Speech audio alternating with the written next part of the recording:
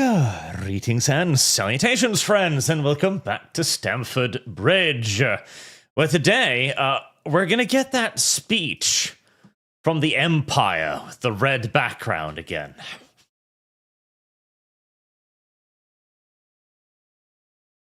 It really does.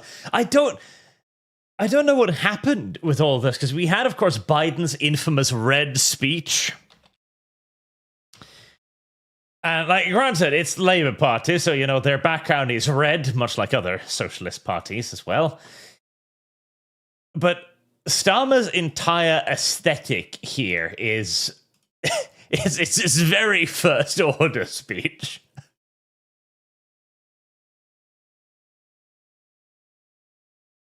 If you put a little hat on him, it is uncanny.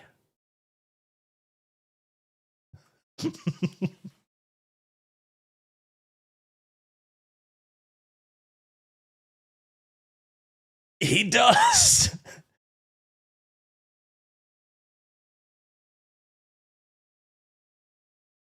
Oh yeah, and okay, we'll skip like the first 3 minutes because it's mostly just him thanking the people, you know, speaking ahead of him. But there's, like, it's all to thunderous applause as he goes like, "You who are a woman, you overcame countless hardships to be here." Like, I don't know what, it gave me mega vibes of a Nuremberg rally, like, "We Germans have overcome so much."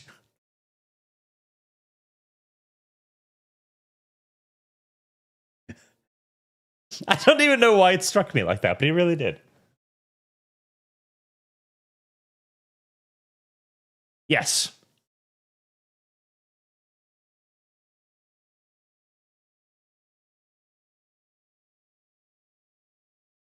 Service guarantees citizenship.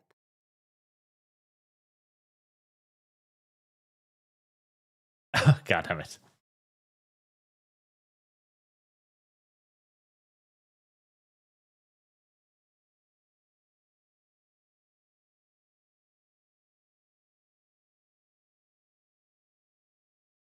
Hold on a second. I don't think Streamlabs isn't picking up your microphone randomly again.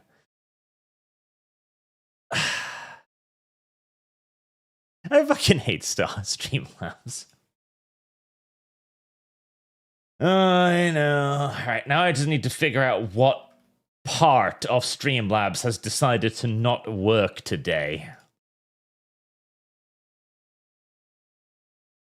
Heresy is the question. Fire is the answer. Let's see, say something? Oh, definitely not. Now I can't even hear you.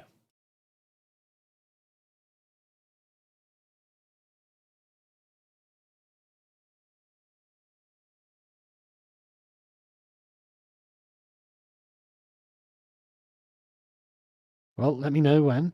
There we go. Yep, now we can hear it. Oh, good. Yeah, so basically, Starmer declaring war on people who don't think that foreigners are British.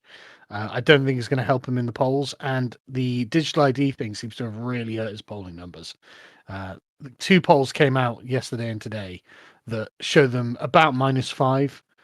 So, and these are not necessarily like right-leaning polls either. So it's just like, right, okay, this was a bad move, Keir.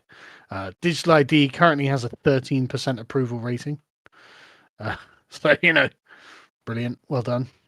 Yep, I saw that. I believe the latest poll had Labour down by 5%.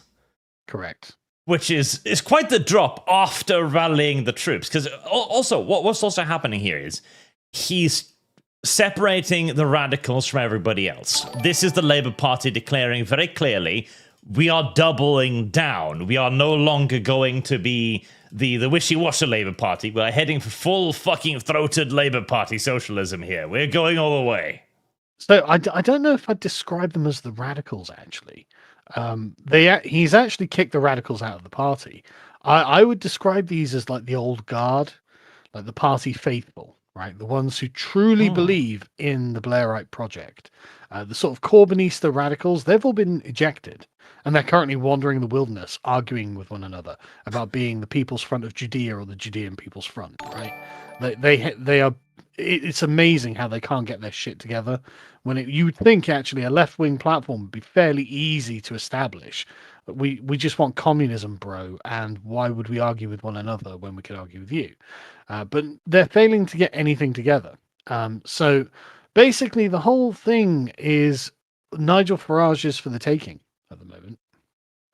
He's well ahead in the polls.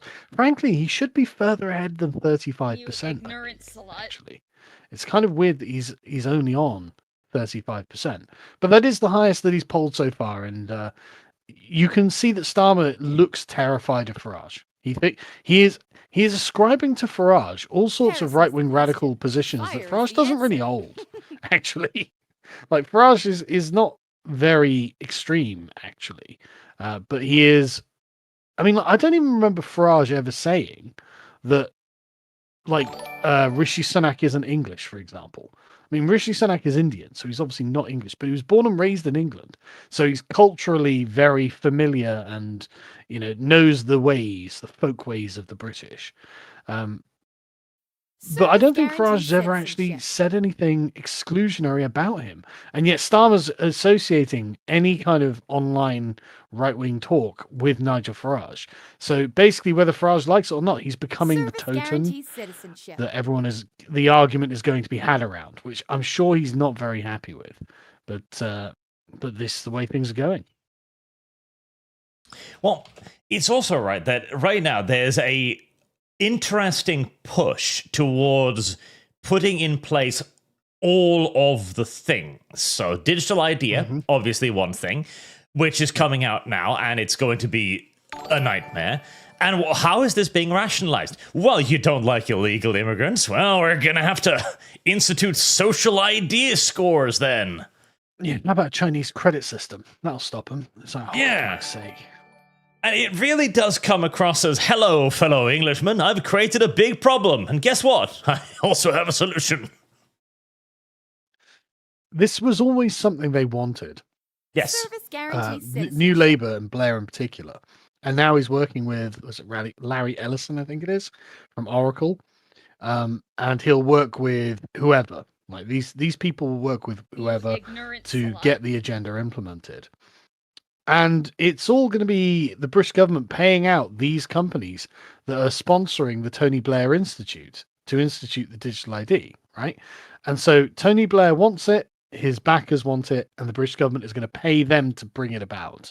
So not great times. And honestly, I mean, Farage has come out and said he's against it, that he won't have it. It's an easy win for him, and it'd be easy for him to stand on this. Like, yes. It's very, very unpopular. So Farage somehow ends up walking this back when he's in power, which I'll be honest, I don't think he will, but who knows what the future holds, right? So but there's no reason for him to walk it back. So it seems that Farage is just frankly the best choice that we have. And actually, there is a good reason to support him for this digital ID thing alone, if nothing else. Yeah. Because it's legendarily unpopular. Because everyone knows how bad this idea is. Oh yeah, this is genuinely the beginning of an Orwellian tyranny. Like we it's very cliched to be like, oh, this is Orwellian when they lock people up for hate speech and stuff like that. But that's not really Orwellian. That's just fairly standard tyranny, like fairly standard totalitarian tactics. Things become truly Orwellian when they begin to involve technological advancements that you can't just resist, right? Like when the state is in every room in your house and can see everything you do. That's what Orwell is talking about, not just a common or garden tyranny. Mm-hmm. And this also, of course, comes with, because this is very clearly a push to solve a problem they created. And we had this one just today, where, so Keir Starmer recognizes Palestine. Suddenly, there's a spike in anti-Jewish violence. Well, there's a particular terror attack in Manchester today. Yes, with a car and a knife. Now, yeah, 2 people, as I understand it, are dead. We don't know anything about it yet, so not to speculate, but this sounds like it would But fit. there was a picture of the guy. They shot... Yeah, you they shot ready him to dead. wreck this I don't know what long-haired, his name is yet, spluttery, but they buttery shot him bug? dead, and I'm sorry, but he was clearly a South Asian Muslim, right? So, Well, they were. What tipped me off the most is because I read an article that they were withholding his guarantees name citizenship. just in case. Like, oh, just okay, in case so of what? so not Jonathan then. Okay. Yeah, exactly. It's not John Smith. And now he's, of course, going, oh, we've got to stop this anti-Semitism, which to the normal person is like, oh my God, the right wing. Or something. Yeah, exactly. Keir, you were just pledging your fealty to the Muslim community, and now you're pledging your fealty to the Jewish community. And these communities are opposed because of events in the Middle East, right? You're going to have to pick one. You're going to have to fucking pick one. Well, it's one of the most classic, like, progressive splits, right? Because all foreigners good, everything not English good. But here are two cultures that fucking hate each other. Mm-hmm. Have always and will always hate each other. And you happen to embolden one part, and it then moves to predate upon the other. It's like shot Pikachu face. I mean, they know that this was it Yom Kippur, which is a Jewish holiday. It's not a coincidence that this took place. I mean, this is why they have the Yom Kippur War. They knew these people are all religiously attuned. They think in religious terms. So it's not a shock that the radical Muslim attacks the Jews on their holy day, right? That's not a coincidence. And it's because there is an active hot war going on in the Middle East between these two groups. It's like, okay, well, that's going to bleed into our streets, which it has. Yes. So right now, it seems like Starmer is repeatedly creating a problem and then presenting himself as the solution to it. Well, in Starmer's defense, he didn't create this problem. He inherited this problem, and he thinks that the problem should persist forever. And is actively emboldening it as well, I will say. Correct, yes. He is also actively emboldening it. So, with all that preamble placed, let's hear what Keir Starmer has to say. Darling Keir. Conference, this party was founded to hear working class people like that, to look directly into the eyes of their suffering, even when the state turns its back. Now that is true. I am sure the Labour Party enjoys looking into the eyes of suffering workers. I mean, they create enough of them, don't they? Yeah, I'm pretty... Judging by their actions, I'm fairly convinced that is what they like, yes. Yeah, convinced that's what they're for. And so the Hillsborough Law is not just a promise delivered, it is also a recognition that whether it's Hillsborough, Grenfell, Windrush, Horizon, the grooming gangs, Infected Blood, and so many more, the British state consistently refused to see injustice. Now Notice how you mentioned the grooming gangs there. Yeah, this is rich, because, okay, the Hillsborough Law, which is basically a governmental insight, intended to be anyways. Yeah. I like it. That's a good idea, holding the government responsible more, giving it a duty to cooperate over party politics, I'm all for it. But to have Labour then stand up there and go like, the grooming gangs, that's something terrible that we really should have more insight about. Hold on, Keir. You were the guys covering it up. Aren't you sitting on a lot of lists you refuse to publish? Yeah, exactly. I mean, it's literally Labour councillors and Labour MPs. Yeah. This happens in Labour areas. I feel like the government turning its back here is you, Starmer. Well, to be honest with you, again, I have to admit, it's not him personally, because he wasn't in government and he wasn't a local councillor or an MP when this was happening, right? So it isn't actually him. It's just he's going to have to throw a lot of his fucking party members under the bus. Does he have the stones to do it? Probably not. Doesn't look like it. Although, saying that, he is a psychotic madman. So he might, frankly. Like, it's actually not beyond the realms of possibility. And like the amusing thing too is he says the government has turned its back on. Keir, You are the government. Yeah, you can do something about it whenever you like here. It's one of those things where the opposition always defines itself as the opposition, regardless of the situation it finds itself in. Yes, and remember, Labour have been in opposition for 14 years, so they got very used to being in opposition. It's also just a part of the ideology. I was reading a fascinating passage on the Russian Revolution the other day, and how when the Soviets came to power, they refused to actually form a government because they knew if they became a government, people would hold them responsible for fixing problems. Oh, no, I can't believe people would expect us to fix things as the government. Yeah, they knew they didn't have any solutions, so they were like, okay, well, shit, we can't actually rule. We're going to have to appoint somebody else so that we can continue to critique them. Interesting. I didn't know that. Trick or treat. Oh, it's fascinating. As if this was during the First World War too, you had generals going like, please, just form a government. We need orders and shit. Yeah, give us orders, Christ's sake. Yeah, that's very interesting. Because of who the victims are. Young white girls? Yeah. I mean, for once, Keir, we do agree. Because they're working class, they're black, they're women and girls. And so, Margaret, I know we can never undo the pain for you and all the other families.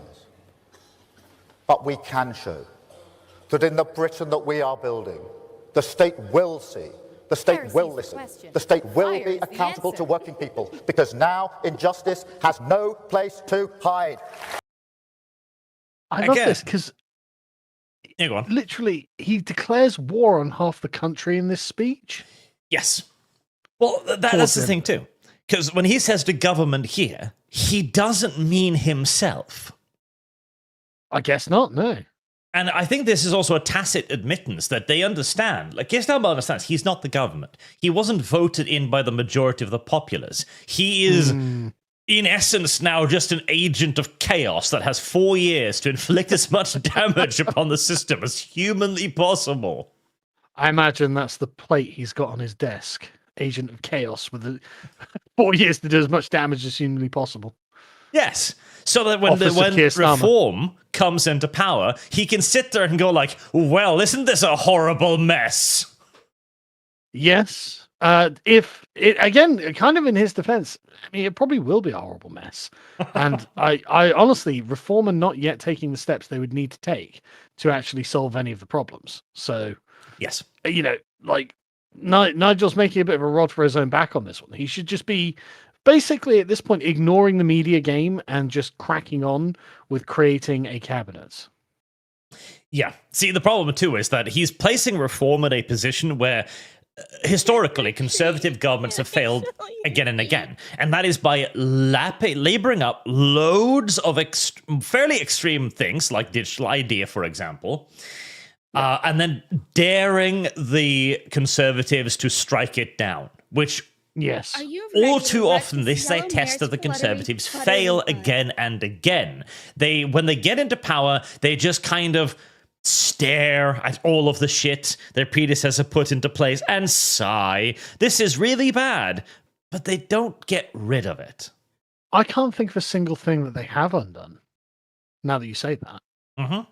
I'm racking my brain, but I can't, I mean, no, I just can't think of a single goddamn thing that, you know, the Labour Party put in, everyone's like, boo, and the Conservatives were like, oh, we'll destroy that, we'll repeal that. I just can't think of a thing. No, and it is because, one, like, it's just not a conservative thing to do. That's the problem. Like, Trump is actually a complete maverick in this regard because he has actually tried to reverse and strike down quite a few things. And even then, he's been trying to get rid of Obamacare for like 12 years.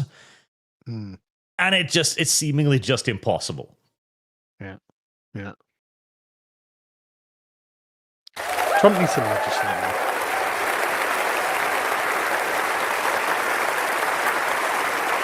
But they look bored, don't they? Fucking hell, why do they look bored? Starmer is pledging you the earth? the stars and the moon will be yours. And like, yeah, not good enough. Like, what was their problem? That's National Renewal Conference. Government and working people working together to drag us out of decline, building a new Britain. Now, it's an urgent task.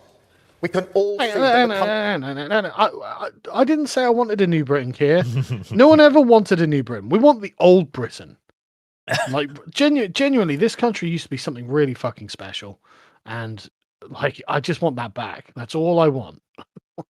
Well, that really is kind of true, isn't it? Because renew Britain, a new Britain. So, like, okay, what are you going to do with the old one? Oh, I'm going to destroy that. Oh, yeah, that's gone. And we don't want that back. That was what we were rubbing everyone's face in diversity to get rid of. Like, and I think it's so fucking sad, man, because we're currently under the smothering heel of this kind of evil headmaster and his HR school mom regime. When it's just like, but we are the most competitive people the planet has ever seen. Like, there is just no one more competitive than the British and with a better track record of success. So how the fuck are we here? Well, you're here because after a few decades of mass immigration, that competitive edge is no longer quite as edgy. It's so wild, isn't it? It's like, if you were to just literally draw up our record with anyone on Earth, and be like, right, okay, who is more aggressive, or starts more wars, or, you know, invents more things, or whatever it is, and you just feel like, okay, Britain's got basically everything on its side here. Like, you know, there's a reason the world speaks English, you know, and it's down to our raw, just the desire to win. We just really like winning stuff, and for some reason, we're sat here like not just completely fucking not even intoxicated, just like as if we've had chloroform poured on our faces and held there with cloth, and we're just desperately struggling to stay awake at this point. It's so insufferable. People want to compete. Everyone wants to be competitive. I swear to God. country faces a choice, a defining choice. Britain stands at a fork in the road. We could choose decency, or we could choose Labour. division. Renewal. I choose division. Division. Division. Division means competition. Division means conflict. And if there's one thing Britain can do, and we have proven this over and over and over, we can fucking win conflicts, Keir. Like, we can't win whatever this chloroform politics of the future is. It's killing us. But if you give us a battle to fight, we can bring home the trophy. Like we always have. For fuck's sake, yeah. The only thing Britain's good at is winning stuff. And fuck's sake. This is genuinely a big point as well. Like, we have, for the decades, we have fetishized the idea of collaboration, of compromise. And that is all well and good when both parties want the best for the nation in question. But that's not happening. And so this has now become a near exclusively left-wing topic. Oh, we've got to come together, come together. No, I'm not going to come together with you. You are dangerous. Yeah, I want the conflict. I want the battle because we're going to win it. When we are in competition, we win competitions. Like, I mean, literally, like every other country has something they can shit on us from a great height with. Right, the Italians were like, "Have you seen Rome? It's far more beautiful than anything in England." It's like, "Yeah, it's pretty fucking gorgeous." The French are like, "Have you seen our food? It's fucking incredible." And the Germans are like, "Have you seen our regulations? They're incredible." I'm like, "Yeah, but have you seen our military record?" You know, like all we do is win stuff. That's all we do. We don't do anything else. We're not any good at anything else, but we are good at winning. Please, Keir, let's have the division. Let's have the battles. Let's win the battles, and then we can have unity at the end of it when we've crushed our enemies. That's all I fucking want out of life at this point. Yeah. No, like, this is something I've come to fully realize over the last couple of weeks. Because you mentioned this as to last week, I think, prisoner dilemma, right? So I looked into this more closely as well, because I'm like, okay, I watched are we the video. really in a situation? Yeah, no, are we really in a situation where there's nothing to do? No. How you win the prisoner's dilemma when it's iterative, once you've played it before, Yep. is you must have retribution. Mm-hmm. Consistently surrendering gains you nothing but getting butt fucked for eternity. Yep. And it's so out of character for us. It's so out of character, man. Like, I just think about all the other epochs of English history. When did we just ever surrender ourselves to victory? You know, when was it ever public government policy to just surrender to whoever the guy is, the enemy is, and that this will work itself out? Like, we've never done this. Yep. It's so I can't be insufferable. Sorry, I won't go on, but it's just you just think of basically every war in the last 500 years, apart from like the American Civil War, the American War of Independence, and we basically won them all. Like, it's so annoying. I'm glad that you're adopting my idea of it being the first American Civil War. Well, it was definitely It an is. English Civil War. It's obvious, you know. Yeah. But you know, okay, we'll call it the War of Independence. Whatever, that's fine. Heresy That's is fair. the question. And Fire so is the only wars answer. we lose are against other Anglos. Proud of its values, in control of its future, or one that succumbs against the grain of our history to the politics of grievance. Okay, this too. Against the grain of our history, politics of grievance. May I remind you that talking the about? British literally invented the concept of gunboat diplomacy? Yeah, I know. It's just, what is he talking about? Like, Britain was literally built off the back of grievances. I swear to God. It's so wild. It's like we had a world empire built on the back of just kicking the shit out of people. I Yeah. don't know what his argument is. Like, fuck. The original unification of England under the actual, like, Saxons and a fair bit of Norse as well. Grievances, because, the Vikings have been cruel to us for too long. We need to defend ourselves. Then Yes. comes William the Conqueror on the back of a grievance. No, you stole my throne. Yeah. Then this just literally what kind the of argument continues was. for a few hundred years. It is mad how we have arrived at a point where we're just not allowed to, you know, to be aggressive, you know. And it's like, but our entire history is built on successful aggression. Mhm. It is a test, a fight for the soul of our country, every bit as big as rebuilding Britain after the war. And we must all rise to this challenge. Excuse me, Keir Starmer, but which side were you on during that particular conflict? We'll assume you were pro-Britain in that one. Oh, that's a big fucking assumption, but okay. Well, charitably so, obviously. Well, I mean, no. Keir Starmer was like, well, I was pro-Soviet. Like, so technically I was with the Allies. Judging by his background, I feel I know his side. Yeah, exactly. Yet we need to be clear that our path, the path of renewal, it's long, it's difficult, it requires decisions that are not cost-free or easy. I know. Like, the path of renewal so far has been the single most expensive endeavor in human fucking history. Culturally, God, don't I know politically, economically. Fucking hell, don't I know it? What are you going to promise us, Keir? Another 10 years of misery. Oh. What's the opposition promising? England. Yeah, I mean, literally, that's all. That's literally the promise. It's not even anything particularly extravagant, actually. Fuck's sake, man. It's so ridiculous where we are, man. It's so fucking ridiculous. Decisions that will not always be comfortable for our party. Yet at the end of this hard road, there will be a new country, a fairer country, God. a land of dignity and respect. Everyone But does anyone want that new country?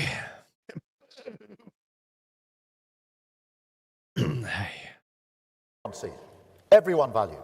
Wealth creation in every single community. Working people in control of their public services. The mindless bureaucracy that chokes enterprise removed so we can build and keep building. Clean British energy powering our homes. Technology harnessed to drive us forward. Our flags flying proudly as we celebrate difference and oppose racism.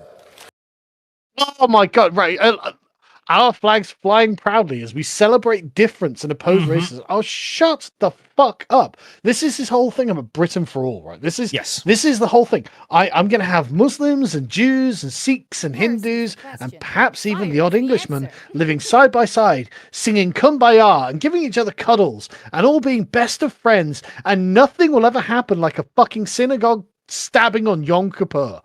Fucking hell, kid! This project is unwinding.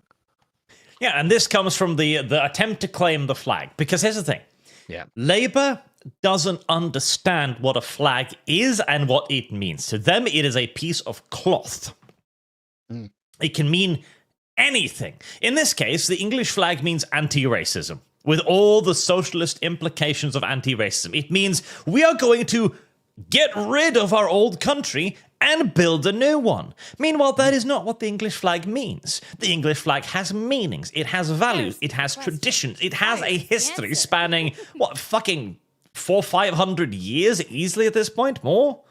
Well, the flag itself, plus? I think, was adopted in 1200, roughly. And there you go, so 800 years of history. Yeah. All of which is now going to simply go like, hey, you go back 800 years to the people who made that. Did you know that this stands for anti-racism? I mean, it literally stands for exclusion, you know. It literally stands for the English against whoever they're waving the flag at. That's the point of a flag. That's literally what every flag is for. Exclusion. Yeah. Did you know this is for everyone? Like, no. Look, let me tilt it sideways. You see the Christian cross here? Yeah. Do you think that when Richard the Lionheart is waving this on Crusade, right? Everyone's welcome here. Yeah. Was it a flag of anti-racism, kid? For fuck's sake. It's just... Oh my God, I can't fucking take him. During the sacking of Jerusalem, the Muslims point up at the English flag. Don't worry, the English are coming to save us. Oh, it's so stupid. It's so stupid. And again, like, that's the thing. And that is why Labour cannot claim the flag. Because everyone knows they don't care about the flag. They don't know the flag. They have no reverence at all for what it means or its values. To them, it is simply a symbol to be subverted and claimed. They wouldn't be waving it if it wasn't to spite the Patriots. Yeah, no, literally. Exactly. Literally, they're waving them right now to spite the Patriots. Yes. That's the reason they've got it. They're not doing it because they love the flag or they love the country. They love anti-racism and internationalism, as they always tell us. We know what they love. It's not us. And so we know they're not waving it because they're proud of their country. If they were, they'd have picked it up before. Yeah. Yeah, it wouldn't take Tommy Robinson getting 1 million people on the streets for them to wave the fucking flag.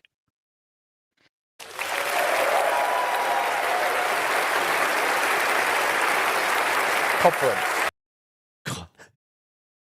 And you know as well, these people would not be caught dead with that flag in any other circumstance. Well, is Emily Thornberry in this picture? I'm looking now, right? I mean, in 2013, she literally tweeted a picture of a guy with England flags going, oh, look at this. Spotted in Hounslow or wherever it was. And it's just like, what's wrong with that? And everyone was like, what's your problem? And the obvious point was, I saw England flags in the wild and I was repulsed by it. It's like, no, fuck you. Just fuck you.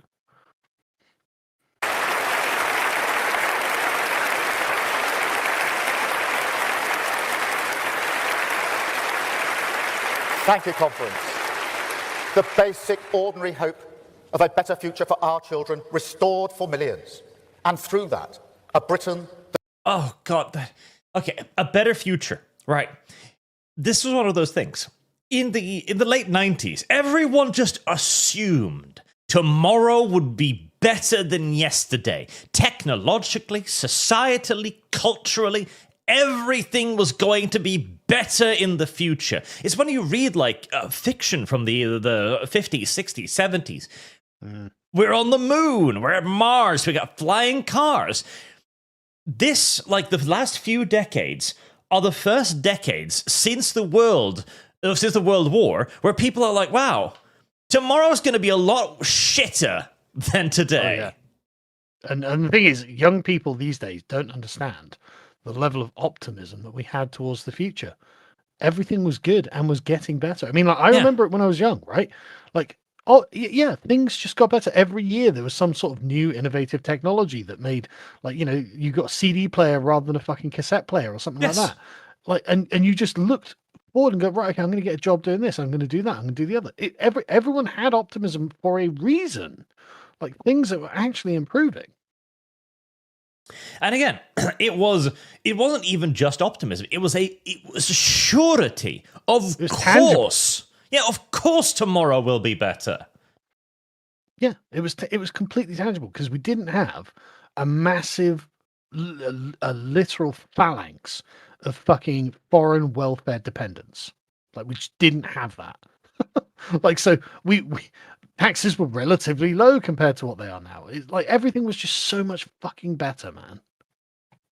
And like, you can see it so well in terms of like just entertainment, where you begin with like pixelated graphics. You begin with like Wolfenstein 3D, and you get to Crises, but after Crisis, video game graphics basically hasn't evolved since.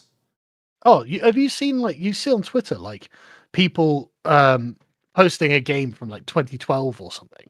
I'll be like, this is an old game. This game is over 10 years old, and it looks better than the games that are coming out now by a long way. And it's just like the little Far Cries and stuff like that. It's just like, holy shit, man. You know, like, nothing has been achieved in a decade. No. Graphics has remained fucking stagnant for a very long time now. And it's partially because of consoles, because consoles have a set hardware. And back in the day, consoles were one of the driving forces of graphical innovation, because every time the consoles had a big upgrade, you had access to new hardware, you could do more things and release it in all of the different systems, right? But now, consoles are just PCs. Yeah. And so there's no push to even to increase anything, to revolutionize anything. It's just the same thing. Not to mention, we don't even have the skills to advance graphics now. Wow. Good point, isn't it? God, a Borderlands 4 came out the other day. Oh, yeah. And it ran like absolute garbage on every single system because it was utterly unoptimized. And it looks basically no better than fucking 1. It's practically indistinguishable from Borderlands 1. See, this is, I really think this is also a really interesting commentary on the quality of the people making the things, right? Not just the nature of the invention. You can imagine a future where basically innovation has naturally reached its zenith. Like, there's only so many things maybe that could be invented, whatever, right? But what we have now are people who are just like technically not as competent. And I really think that a lot of this comes down to what I guess we could just call kind of ease of use. Yes. Quality of life, right? So, for example, you know, go back 20 years, and these guys had to create their game engine from scratch, learn how that all worked, and to be able to implement it. But now I'm just going to pick up the Unreal 5 or whatever it is, and now I've got access to all of this, and so I don't have to do the hard yards of learning what I'm actually doing, right? Yeah. And now you can get ChatGPT to just write the code for you. And it's like, oh, great. And if you're running a problem, you don't solve it, you call tech support. Yes. It's... And here, okay. Right, so Borderlands 1, right? Which looks Borderlands okay, for the year. Yeah, and Borderlands 4. Go back to 1. Go back to 4. I have lost. Shit. Just basically no difference. Yeah, like 4 is a pinch sharper. Like but it's basically texture work. Like the colors are a bit bright, and this is a low resolution image too. But Yeah. like the texture work's a little sharper, and that's about it. Yeah. Like we've leveled up our brush game in Photoshop. Good job, lads. You ignorant slut. Yeah, I mean, there's just nothing substantive there, right? No, not at all. And again, I mean, like that's the thing. If Labour is selling us, like, oh, hey, vote for us, and you'll feel hope for the future. Like, I don't believe you. You're the ones who took away that hope to begin with. You know what's really interesting is Space Marine 2, right? Mhm. That was the last game I was actually impressed with. Like graphically and like gameplay wise. The last game that I was actually, wow, this is gorgeous. Really gorgeous. Made almost entirely by like Eastern Europeans and Russians, right? Huh? Isn't that interesting? The guys who come from a different civilization are still capable of doing exciting things. Are Well, you ready to run? It's also like the drive and the interest to do something, right? Mm. Because there's one of the like big talking points right now is a Chinese game. Can I find a? Right, so this one here, Chinese anime style game, Ananta, and in this game they've crammed in like 5 other games. It's Grand Theft Auto, it's Spider-Man, it's Watch Dogs. They have so many gameplay mechanisms that they've shown off that all look surprisingly good and competent, just because the Chinese were thinking to themselves, okay, can't we just take every innovation in the last 10 years and put it in the same title? Well, there's actually no reason why not, now that you say it. Yeah. And of course, like, there's the problem. Maybe they split their development too wide. Maybe they focus too much on the wrong things, and maybe it feels bad at the end. Possible. But we used to do this. We used to take, like, oh, that's a really cool idea. I'm going to put that in my game, too. Which is why every game now has the sort of parkour mechanisms and stuff like that. Yep. Absolutely. Traversal. Yep. And so there's no reason why you... Because this also used to be just natural. Gaming got better, not just in graphics, but in gameplay mechanisms, because everybody borrowed for another. So at one point, nobody had mini-maps, and then somebody thought, like, hey, that would be a great idea. Yeah. I have Now every game has a mini-map. There was a time when you didn't have a tack move in strategy games. Now every game has that. Mm-hmm.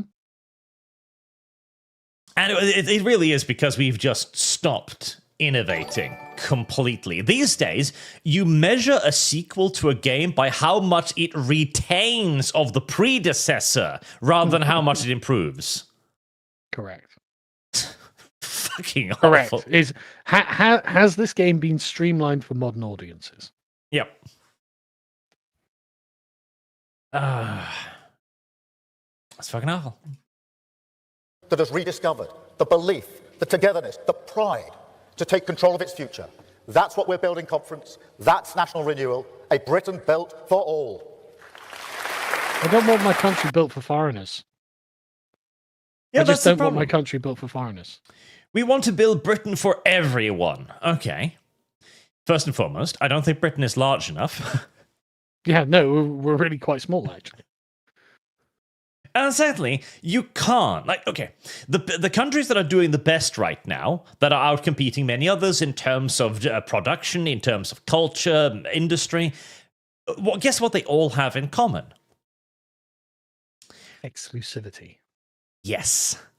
China's population of non-Chinese is sub 8%. Yeah, they don't want you over there. Yeah. And when you create a business in China, what is the laws? You have to do it through a Chinese firm. They don't even allow foreign companies to open branches in China without it being through their own branch, their own Chinese company branch. And think of like the way that they are imposing restrictions on like Hollywood. You want people in China to watch a movie? Oh, it's going to say exactly what we want it to say. Mhm. You're We're going to gonna take that black guy off. on the poster, Yeah. and you're going to make him really small. Exactly, and it's just like they're not afraid to, but it's protecting their own culture. Okay, interesting. Trick or treat. Yeah. And now their culture remains a culture, whereas ours is washed out and boring. Yeah, what do we even have?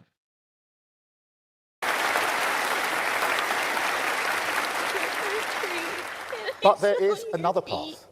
We can call it the path of decline. But in truth, it leads to ruin, to chaos, to Britain being poorer in every sense. And it's a tempting You path ignorant because it slut. asks nothing of people, makes no demand. Be tempting, no, for fuck's sake. Why would that be tempting? This guy can't even characterize the opponents correctly. Well, there's another path, the path of decline to ruin, and people are tempted by it. It's I like have lost. that's obviously not what they think is at the end of that path, Keir. Well, did you see the Democrat tweet from a couple days ago with the kitties? No, I didn't actually. Oh my god. Let me see if I can find it. Okay. Because there was a fantastic one put out by the US Democrats. Because this is Keir going like, your enemy, my enemy, they're the worst thing ever, they're evil, they only want to harm you. Mm. That is basically what we saw came out of the Democrats. Let me just see if I can find... yeah, here it is. Okay, right. Right, so... Let me copy that. I have lost. Too brave.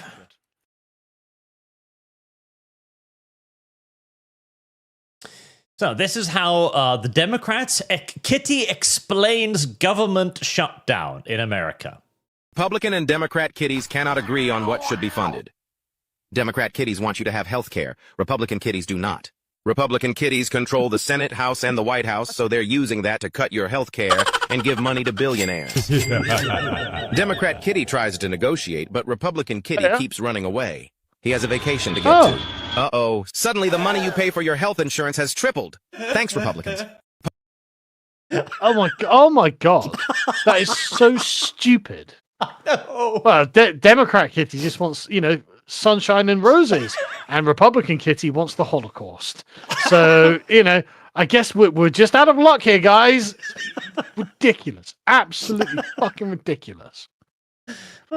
Democrat Can't kitty even just lie well. wants you to have health care. The Republicans just want to take your money and give it to the billionaires. They just want you dead, bro. Trick or treat. And we wonder why there's so much left-wing terrorism in America. Well, I love how badly fucking politics have just degraded now. The left has given up on all argumentation, they've kind of arrived where the right was, where they don't have a message beyond a thing. Thing that was. Look, thing. Well, it literally is Are you opponent ready evil. to Right? Yes. Did we tell you how evil our Buttery opponents butt. are? We think our opponents are evil. You should think that too. It's like, okay, but that's not an argument. That's a statement of like belief, value. We do not value our opponents. Yeah, we know, Jesus. That came across loud and clear. There's no point reiterating that part.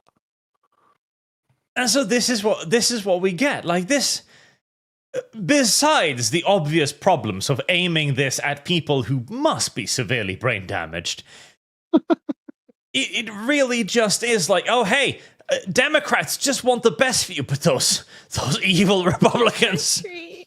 they just want to give billionaires. Democrat kitty Fucking hell. Ridiculous, man. But I can't believe this. Like, the thing is, this had to have gone through a committee of people. Yes. Right?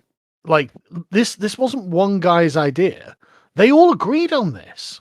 Oh, yeah, we'll go for the Democrat kitties saying that the Republicans want to genocide every person in the US. Good thinking. You Yeah. ignorant That'll win slut. everyone over. And if it doesn't, well, I guess we'll just have to explain it harder next time. Exactly. They clearly don't understand just how evil those Republicans are. And that's what Keir's doing right now. You have a choice. A bright future or hell. I mean, actually, this is kind of like Helldivers propaganda. Kind of, yeah. Like, it's kind of that way. Suggests no difficulties. All you need to do is listen to politicians who tell you there's a quick fix, a miracle cure, tax cuts that magically pay for themselves. A wealth. There's no cost. No. There's a cost, but it's primarily going to be paid by the non-English. Yeah. They don't get your free money. Oh my God, what a horrible cost.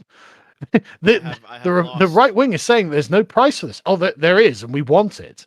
We fucking want it. They desire the price. Yeah. But Mr. Farage, how will you pay for these tax cuts? I will deport 1 million people. He won't, but yeah. Well, But Mr. Farage, why won't you? Literally, what happens when you stop allowing every foreigner under the sun to live here at the British taxpayers' expense? Well, we reduce taxes. Yeah. That's an unfunded. It's so wild.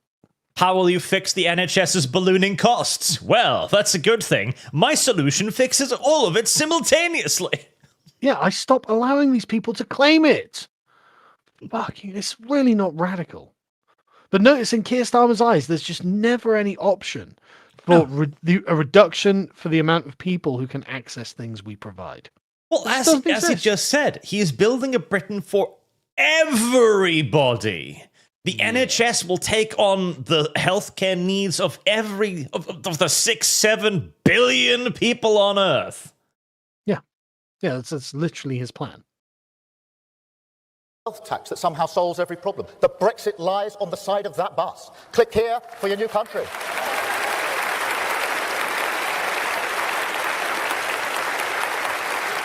Surprised he's bringing up Brexit, to be honest, because that's again an argument he was on the wrong side of.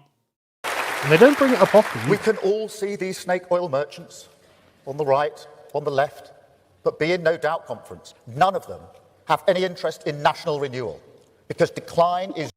That is correct. They don't want the new country. That's crazy. That's literally like the comments going, be in no doubt, comrades. These Nazis have no interest in communism. It's like, yeah, I know. Like they call themselves fucking Nazis and not communists for that very reason. Is good for their You business. fucking moron. I mean, think about it. When was the last time that you heard Nigel Farage say anything positive Are you about ready Britain's to future? wreck this yellow mare's fluttery buttery? I mean, fair I love point, it. but that's difficult to fucking find. No, but I loved it. It's like Captain of the Titanic. It's hit the iceberg. It's sinking. Wow. When have you ever heard about these people who want to get on the lifeboats ever say something about the Titanic's future that's positive? We're fucking sinking, you prick. The second Like, captain turns to the captain like, don't you have anything positive to say? Yeah, the first mate turns to the captain. Yeah, exactly. No, things are looking bad. And if we carry on the trajectory we're on, we're fucked. Like, the country is over if we carry on like this. Well, you just don't have anything positive to say. Yeah, I know, because we're fucked. It's like, I suppose it'll take us at least a few hours to sink. Is that positive enough? Yeah, exactly. What am I supposed to say? You've ruined us. He can't. He doesn't like Britain, doesn't believe in Britain, wants you to doubt it just as much as he does. So he resorts to grievance. They all do. They want to turn this country, this proud, self-reliant country, into a competition of victims. You know what? Reliant? Proud? Are you fucking mental? Fuck, man. No one would describe us as a proud, self-reliant country these days. Like, the modern Britain is so dependent on everything. On fucking, we can't feed ourselves. We have to import energy from France and from Norway. We are completely dependent on Americans for security. Like, this proud, independent, what are you? And pride, right? Pride. They are tearing, like, when people wave England flags and British flags, your police tear them tear them down. They tear them the fuck down, man. Like, and the thing is, because what he's talking about the UK, the modern experiment of rubbing diversity in our face, like, that has just resulted in a stabbing outside of a synagogue on Yom Kippur. Like, this is the proud Britain Nigel Farage is not a fan of. And it's like, well, who is. Yeah, it's correct. Like, where does the you ready British to wreck food this yellow come mare's from? fluttery, Europe. Where buttery does butt? Britain's cars come from? Europe. Where does Britain's energy come from? Europe. Norway. Where does Britain's military come from? America. Yeah. Like, Britain We're not an was independent once country. self-reliant. And you know how it became self-reliant? It went out into the world, found resources, and went, this looks English. Give us these or we kill you. Again, if we were just willing to compete once more, we could be a great country again. Saying to you, to working people, don't trust in each other. You can't fix this.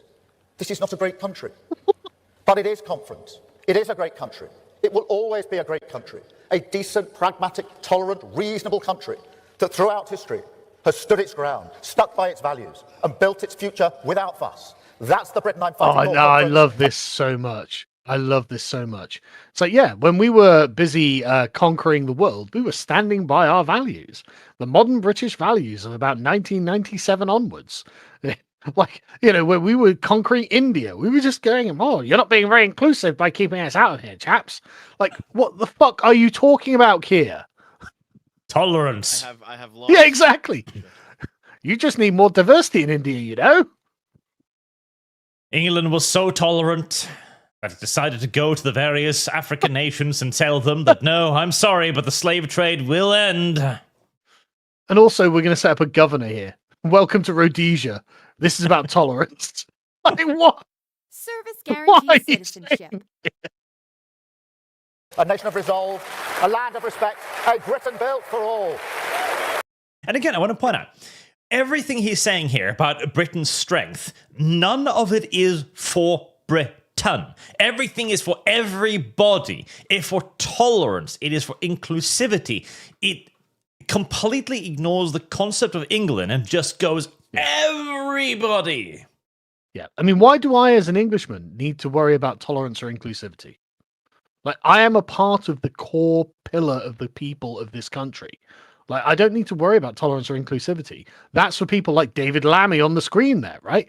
Like, he needs to worry about being excluded. They can't exclude me. I'm one of theirs. You know, like, there's no getting around that. This is what basically being part of the dominant ethnic group means. And notice how he ends it. A Britain for all. That is not what built this country. Massive inequality and hierarchy and exclusion built this country here.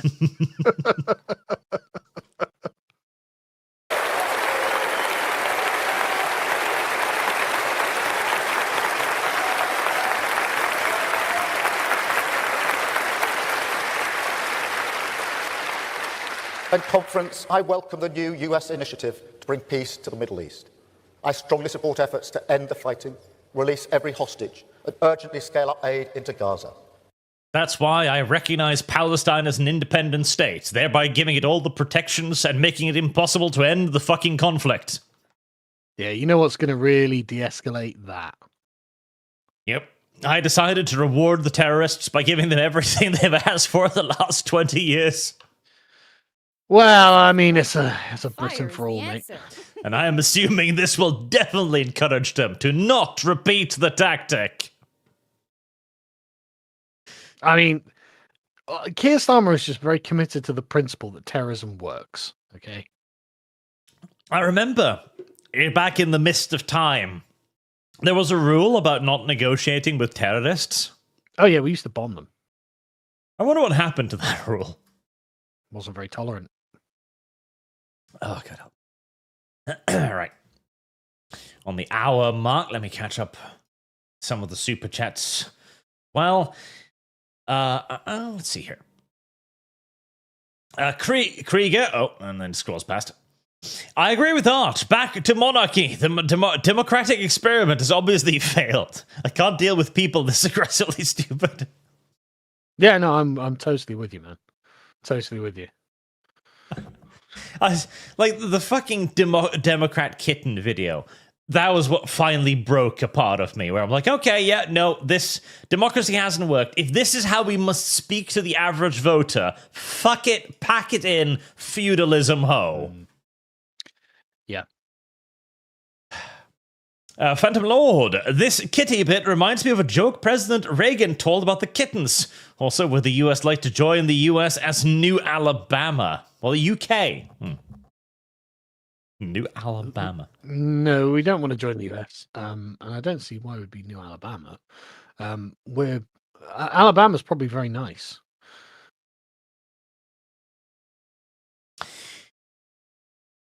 YouTube.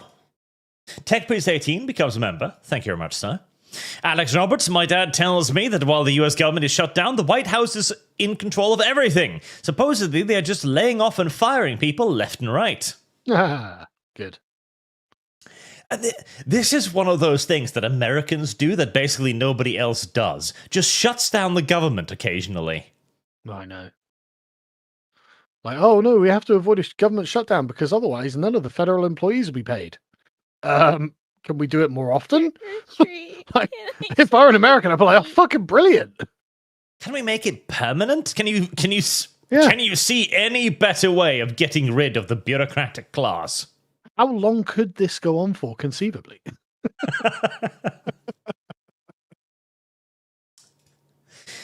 Zaloxon, white people must become, can't say that in YouTube, because everybody else is.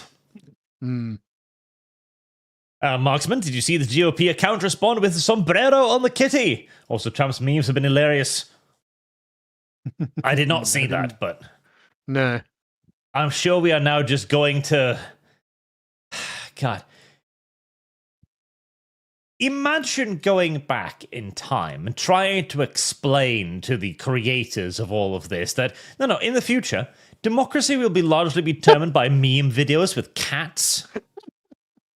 Yeah, I'd love to show Voltaire and like Rousseau and like the founding fathers were like, this is what you're building. Yeah. You have a republic for as long as you can keep it. Let me show you a little video about a cat. God, they would literally kill themselves. Yeah, every single one of them would just be like, okay, yep, no, democracy is a terrible idea. All of our assumptions were wrong. Yeah, we were wrong. It's just not going to work. We're sorry. We overestimated the human mind. Yeah, we thought everyone was a 130 IQ Anglo, and it turns out they're just not. Boog, Sargon is muted. Can't hear him. I know. I fixed it eventually. Roston becomes a member as well, thank you. Tobin Russell, it's true, I can neither love my country nor be happy here, but I can suffer and die in it. And for it, that always counts for something.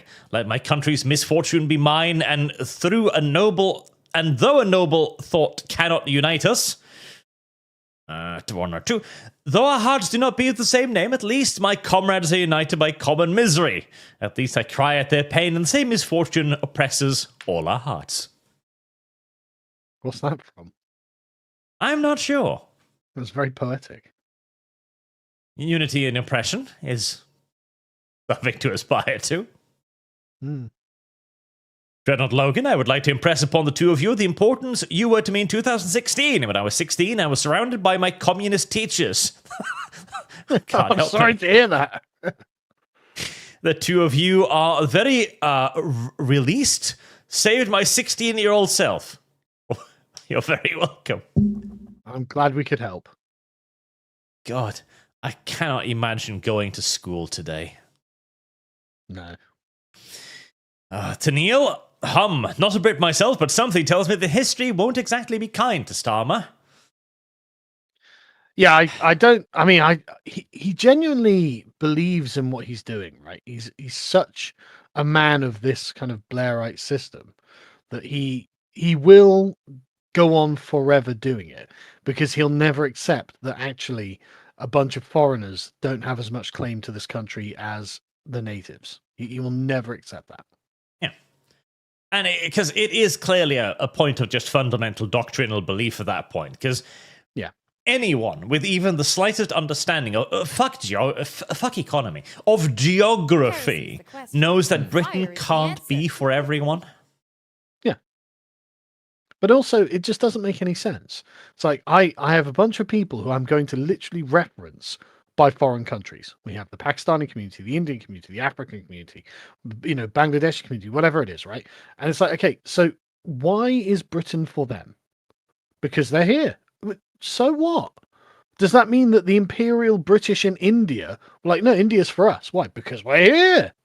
Like, what's your argument? What's your argument against colonialism? What's your argument against any of these things? If literally the person arriving in the place means they're entitled to everything that place has to offer. What did the British ever do wrong with the empire by that argument? That's true. When you showed up in India was for everyone, so what did they do wrong? Yeah, and if they become Indian by just stepping foot on Indian soil, well, we've got magic soil over there as well. All of these British people, Britain never colonized India. It was just Indians in India. Zero, hey Art, hey Carl. Loving it here on the Clown Island. Carl, it is nice you're uploading to your channel. Do you take invites for smaller streams? Invites for small street. Yeah, I guess so. Who's asking? I'm not sure. Chipmunk of Vengeance becomes a member. Thank you. Leo of the Red, I saw the crown of England laying on the ground, so I picked it up. Carl Benjamin, circa 2035. Well, no, it's up to Farage. He's the guy. Yeah, but when Farage fails, will there be a moment when there will be a glittery headpiece in the gutter? I mean, it's up to Farage. He's got to do it. It's a lot of work. It's a lot of work that he's put in. Well, apparently, that passage was from The Social Cancer by Jose Rizal, says Tobin Russell. I don't know who that is. Carson Casimiri, as an American, digital ID seems stupid. Lotus Eater sent me down a rabbit hole. Now I think the Nomad and Cyberpunk 2077 had the right idea. Currently dog-sitting and enjoying time of work. Good for you.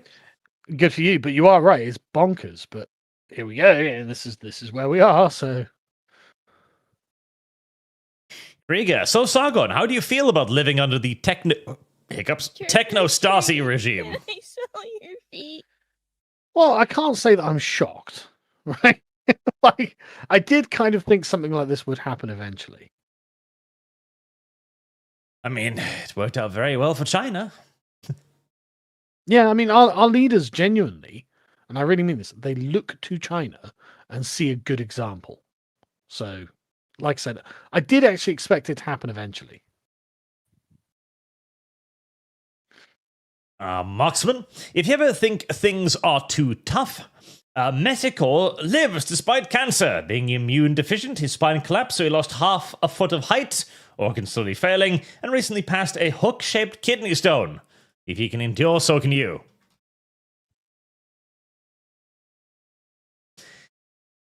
Kaiser Jäger, hey guys, quite the week here in the States. Did you see that video of the Antifa guy getting tagged by the sniper? Wild stuff. Also, Arch, that cat video you showed earlier today gave me cancer. Godspeed, boys. We are winning. Service guaranteed I did see the citizenship. Antifa thing. He was harassing some guy, and this green laser off a fucking building roof just starts targeting the Antifa guy, and his friend comes over and is like, bro, maybe not. maybe time to cut it out. It's like, well, fucking hell. Like, that's getting fucking serious there. Garl Guy 52, it probably means something that they set themselves up with a dictator like a parent and think to themselves, I like how I look here. That's probably a lot of it, yes. Style. Yeah. Marksman Fun 17B, Harvard University has a course on Trick or treat. Walpole drag. RuPaul drag? RuPaul drag? I think it's RuPaul's drag race or something. RuPaul drag race. RuPaul? Yeah. Maybe. RuPaul. An American drag queen. Ah, of course. Yeah. I remember when drag queens were funny, because we all accepted it was just a bunch of kind of crazy people. Well, it was a parody. Yeah. Like, this is what drag queens were. They were genuinely a laugh. It was funny. Now they're in government, Yeah. and I don't like it anymore. Now they're running things. Frog Jupiter, did you hear about a church having Charlie Kirk preach beyond the grave using AI? No, that's weird though. That's fucking weird, yeah. Is this man-made horror beyond your comprehension? It reminds me of, because they did a convention where they had Stan Lee holograms. Yeah, it's weird. I don't like it. No, I hate it, and I don't understand the mind that thought that would be a good thing. Yeah. Let the dead rest, for the love of God. Yeah, like, surely you must understand that this is fucking ghoulish, right? Yeah, it's genuinely horrible. I don't like it. But weirdly enough, there seems to be a lot of people who just don't get that part. Fuck knows why. It is really bizarre, though. It is genuinely weird. Tennille, so breaking my window and selling me glass. Yes. Yeah. Scarf the Strange. Since Space Marines are comprised entirely of men who can't breed, that were stolen in infancy to become a brainwashed elite fighting force, wouldn't that make them Janissaries? Heresy's the question. A little Fire bit. is the answer. Yeah, in Well, a way. yeah. Right. God, we only got through 10 minutes. Holy shit. I know. All He's just so sides wrong must now about come everything all the together time. to bring this initiative into reality, because we must restart the hope of a two-state solution, a safe. It's fucking give up on this. Yeah, good luck with that, Keir. It's just. I'm sure it's it'll work not this gonna time. happen. Right. Okay. Because this also fundamentally the two-state solution comes from the delusional European viewpoint that the world is Europe. Because Europe has lots of areas that has been ruled by various nations so many times that people living there don't really give a fuck anymore. Alsace-Lorraine, for example, that France and Germany quarreled over for like 250 years. The people who were living there after the First World War, after the Second World War, they were just like, shrug. I don't fucking care. Germans, French, they'll both abuse us, so who the fuck gives a shit? Yeah, just please let us live. Yes. But that's not, because they view simply themselves as being there. There was even a brief moment of attempted independence in Alsace-Lorraine after the First World War. But of course, the French went like, no. But also, it's not the same kind of conflict, right? Like, it's not a religious war between France and Germany. It doesn't morally invalidate the other person's worldview if France or Germany wins or loses. And that's the thing. That's how the entire problem with Palestine, two-state solution, assumes that these are two European nations with reasonable beliefs that understand that land is land. They expect them to sit down and negotiate over borders like Europe did during imperialism. They Guys, can we have a rational conversation? No, Allahu Akbar! You know, you on the one side of the board, you have a bearded man saying, no, this land was given to us by God. And on the other side of the border, it's another bearded man saying, no, our God gave us this land. It's actually what it is. Okay. You can't. The only agreement you can have here is one literally enforced by violence, by force, because both sides will continuously look to violate the other because they are morally, spiritually not only right, but obligated to do so. The only way you have a two-state solution is if you permanently entrench UN forces between the two forever. Yeah. And even then, oh my God, man. It's just such an obvious dream. It's a complete misunderstanding of the mindset of the region. It's the same idea. It's the liberal way to be like, guys, we can just give them Service liberal guaranteed democracy and then they'll be happy. Yeah. It's the same fundamental misunderstanding that brought America into Iraq and Afghanistan and made them think like, oh, if we just set up some burger shops and Starbucks, they'll be Americans in no time. It's exactly that.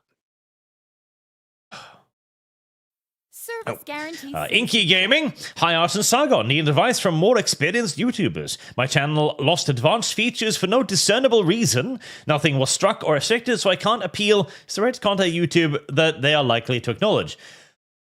I hate to say this, but Twitter. Yeah. You have to ask Team YouTube on Twitter, and hopefully they'll help you. Yes, I know it's fucking ridiculous. It sounds fucking absurd, because you'd think there'd be an email or something. No. Yeah, something official. Unless you have access to your help features on your back end, because there should be a little help, like contact YouTube directly via that. If you don't have that, Team YouTube on Twitter is your only fucking hope. Yeah. You'd think that this organization that earns hundreds of millions of dollars off us every year would have a hotline or something, but or would actually care. Like, they'd be like, well, why wouldn't we take care of our creators? They're our entire business model, aren't they? yes, Like, we literally exist off their backs. yeah. Safe and secure Israel, alongside the long-promised Palestinian state, a state that this country now recognizes. Man, imagine when let's say, right, yeah, they get a Palestinian state, so the Palestinian state can, like, sit at the UN, actually form an army. Like, what do you think they're going to do with that? It's going to be dedicated to destroying Israel. Like, and I don't care about Israel in particular, but like, in the context of thinking, oh well, maybe we can have peace now. They've both got their own states. But why would you think that? Yeah, of course. Because again, okay, like you say, let them build a nation. They do all of the stuff. They build an army. Then they attack Israel. And then Israel go like, oh, well, here we go again. And then they attack Palestine. It's the same fucking cycle that we've had for 60, 70 years now. Yeah. And I don't say this out of sympathy to Israel either. Like, it's just that's obviously what the Palestinians are going to do. Yeah. Then the Israelis strike back, and for a few months, everyone is going to be like, yeah, Israel, you do your thing. And then slowly but surely it'll turn like, wow, you bombed another hospital? Yeah, exactly. It'll be like, wow, that is a lot of dead children, though, isn't it? Like, and it's like, yeah, it kind of is. Like, what are we doing here, folks? It's like, there is no peace between these nations. There just isn't. No.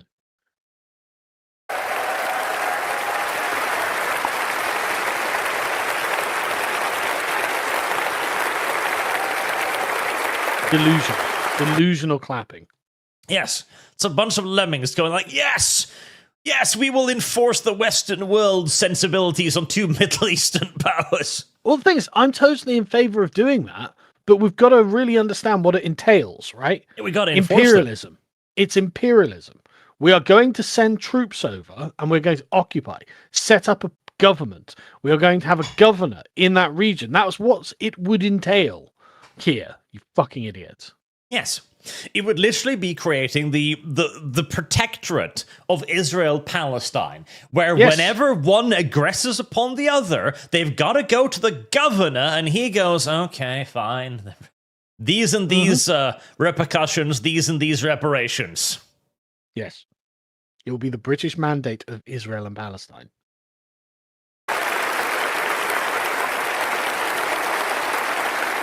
Conference. Thank you, conference. Thank you. Conference, I will never... Have you noticed how he give up. says conference like you say chat? It's just weird, isn't it? I mean, it's better than comrades, I suppose. Oh, yeah, I suppose it is, yeah. On diplomacy. And I will never doubt British values, rules that protect those in need, respect for difference. Oh, my God. Look, hang on. Stop. That's incredible. I will never doubt British values. Okay, but what if there is a time where British values are actively destroying the country? Like, what if there was a downside to British values? No, I'm never going to doubt them. I've already said they are infallible, absolutely infallible, can never be questioned. So, talk to me about something else, because I'm not going to be critical of quote unquote British values. Zealot, absolute zealot. Same flag. The freedom to live and let live. I will never doubt that these values make us strong in a world that preys on weakness. I mean, it's so optimistic in the light of the terror attack that happened today. Yeah. Just live and let live, bro. Yeah, I'm sure they will, Keir. In a world that preys on weakness. Okay, so you're going to go, I'm weak! And wait to see what happens. I would really appreciate it if you all just got along, please. Thank you very much. Please, can we just hold hands? No. Yeah.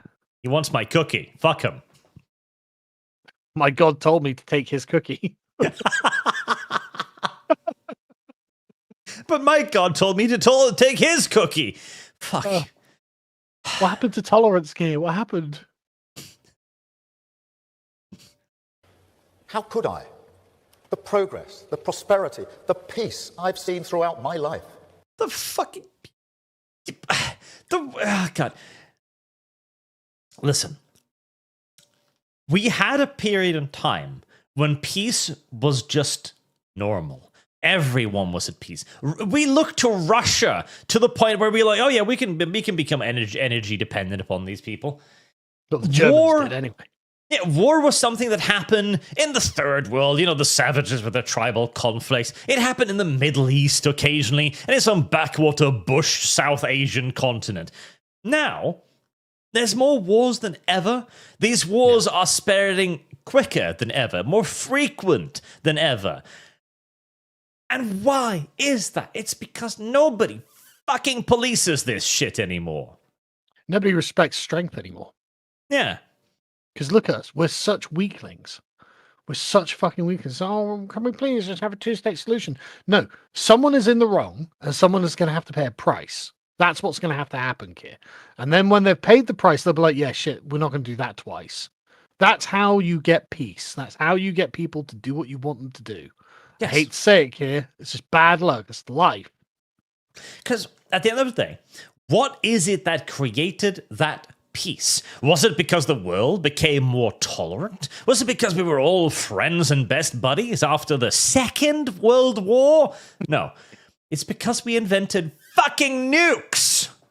I know, it was rational discourse. What are you talking about? Everyone sat down and mutually agreed. Well, they did. They sat down and mutually agreed, holy fuck, if we shoot this... Well, yeah. We're fucking done. And that's it. Like, force is what created our peace. And now that nobody's willing to use force anymore, now we're getting more wars. Yeah. The journey I've been on, from a working class background to this, I owe everything to this country and its values. Oh, God. But working people, they're losing faith. Proof that it was a mistake. Yep. Abandon the values. They produced Keir Starmer. Keir Starmer is evidence that you were wrong. Yeah. Yeah, we need to think of new values, guys. They're ground down. Politics has made them question Britain. And can Are you you blame... ready to wrap this Keir yellow Starmer is the neck Prime buttery Minister. buttery I'm neck? beginning to question. Definitely soured on the values, anyway. Mars is a freelander. The government needs to fear the people, not the other way around. Ideally. Yes.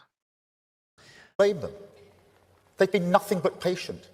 They lived through austerity, Brexit, COVID, played by the rules, kept their side of the bargain. But time and again, politics ducked the challenge of renewal. And then too, like austerity, Brexit, COVID. So austerity was hard times overcome by hard politics, in essence. And then we had the golden era. Then we had the golden age. Not really for Britain, but for Europe, for America. But those other two, they came awfully quick, wasn't it? Like after austerity, we had like decades of goodness, of happiness, of tomorrow will be good. And also, it's worth remembering that they just call austerity a reduction in government spending. Yeah. Like, I'm in favor of a massive reduction in government spending. If that's austere, then based. Their high street, their pubs, their youth clubs, the places that shape a life, that Have all been closed by your government.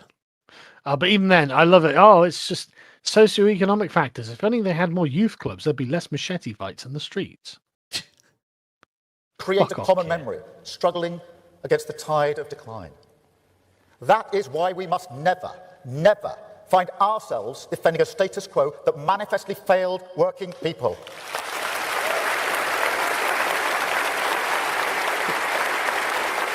He is the last man of the status quo. He is defending the tolerant, inclusive, multi-culti UK. Like, he is the status quo embodied. It's so weird.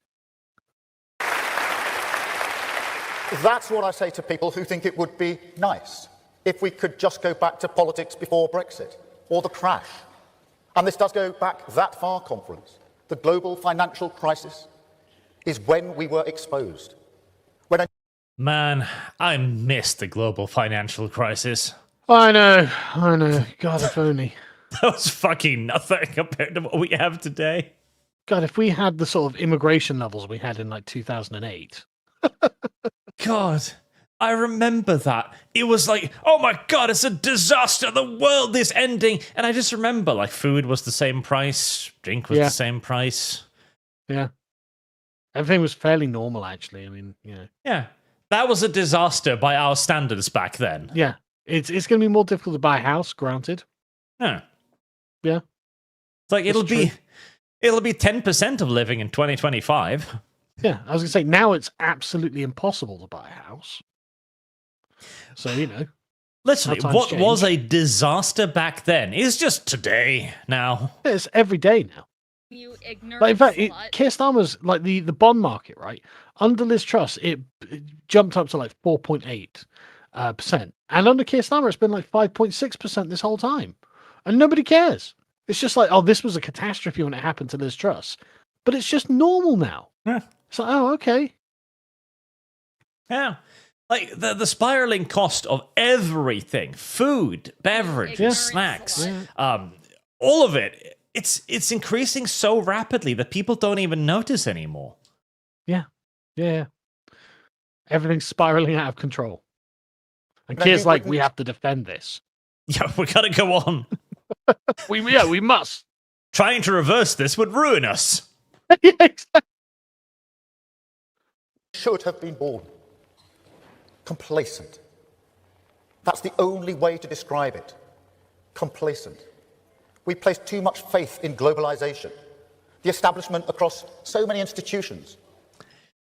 Oh boy, now this is interesting though. Keir Starmer is decrying globalization. In hock to its lazy assumptions that immigration is all we need to give us the workers. Infrastructure will always be there because we built it decades ago. The world always on hand to give us the goods. You It doesn't ignorant matter if our slut. industry leaves. Doesn't matter if we don't train our young people. Doesn't matter. Whoa, far right Keir Starmer. Like, isn't this going against everything about modern Britain and British values? Are you ready to rut this? This does seem to be in opposition to everything you've said so far, yes. I swear, this is what I mean when I say he's fucking schizophrenic. Like, it's so weird. Like, when he did the Island of Strangers speech, it's like, okay, I mean, yeah, I agree with you. Immigration is a problem. And then he's like, I will never stand for racism and discrimination. This will be a Britain for all, Zig Heil, or whatever it was he was saying. Like, it's like, but Keir, that's a contradiction to what you were saying about the Island of Strangers. Like, what is wrong with you, man? Wealth creation is hoarded by just a few communities. Well, Wait, what? conference. Wealth creation is hoarded by a few communities. Communities. So those groups of people who work hard are going to get stolen from. Correct. Okay, thanks, Keir. Look at our world now. Because in our age of insecurity, we can see now that it does matter. We do need to put our security first. We do need to unlock the potential of every community. We do need a more muscular state, freed from the red tape that stops us building, Oh growing my our economy from the God. grassroots, renewing. But it was literally Labour that put all of the shit in place. Yes. Fucking insufferable. All of this comes like, okay, globalism failed Britain. Correct. Britain has become effete. Correct. We shouldn't rely on immigrants bringing us everything we need. Correct. And what is the solution to this? We need to unlock every community. If we just bring in more migrants, that'll fix it. And it really is a case of like, oh, I really condemn what past me did there. Oh, okay. Like, but vote for future me, and future me will fix this problem. No. Every town and city on these islands.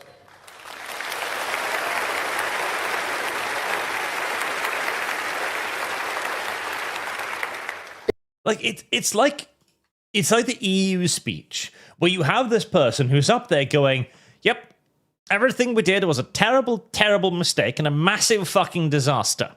However, we're going to continue doing all of that because we don't really have another solution." The two communists we did a video on a couple of weeks ago. Same thing. They can compute up to the point where they recognize the problem, but then when they arrive at a solution to it, they just go, well, this situation is really bad, isn't it? Well, the solutions would be intolerable, right? The solutions would be against British values. They'd be against, the regime. And so they can't do any of it. Yeah. And they know they can't do any of it. And so they're stuck in this endless retarded feedback loop of, this is the problem, I can't think of the solution. It's literally forbidden to me. It is verboten. And so I repeat the problem, somehow expecting a different solution to materialize itself. Yeah, and this is best summarized in the term unfunded spending cuts. It's like, no, you reduce you reduce access to the things as you cut spending. It's that simple.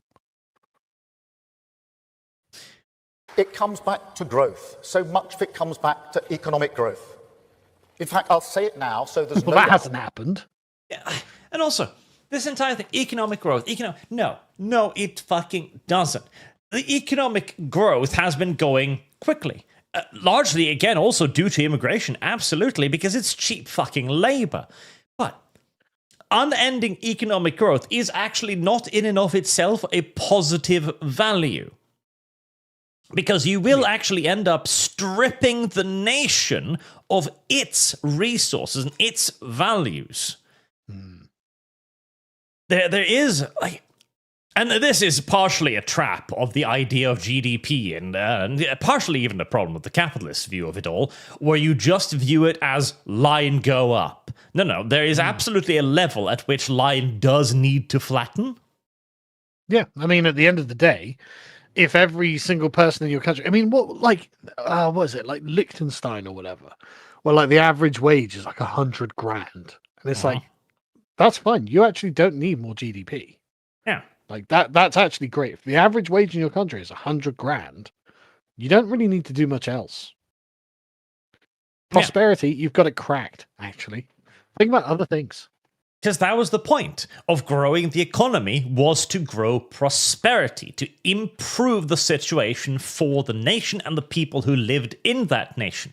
If you are, however, importing an endless number of people into your nation, you will never reach prosperity. Because every one of the... It's the opposite of prosperity when you do that. Yeah, because what we got to also understand is, with all of the benefits that modern society has, free education, free healthcare, etc., even the most productive member of society is likely a net drain on the overall state. Which is why you do need a limit. Because if you then go, okay, we'll fix this by taking in another 1,000 people, what you've done now is increase the deficit because you brought in another 1,000 people who don't pay for themselves. But the GDP has gone up. Well, that's the only thing I cared about. And welcome, Elf Pyre Raiders as well. Welcome. The defining mission of this government is to grow the economy, improve living standards, and change the way we create wealth. And there's two.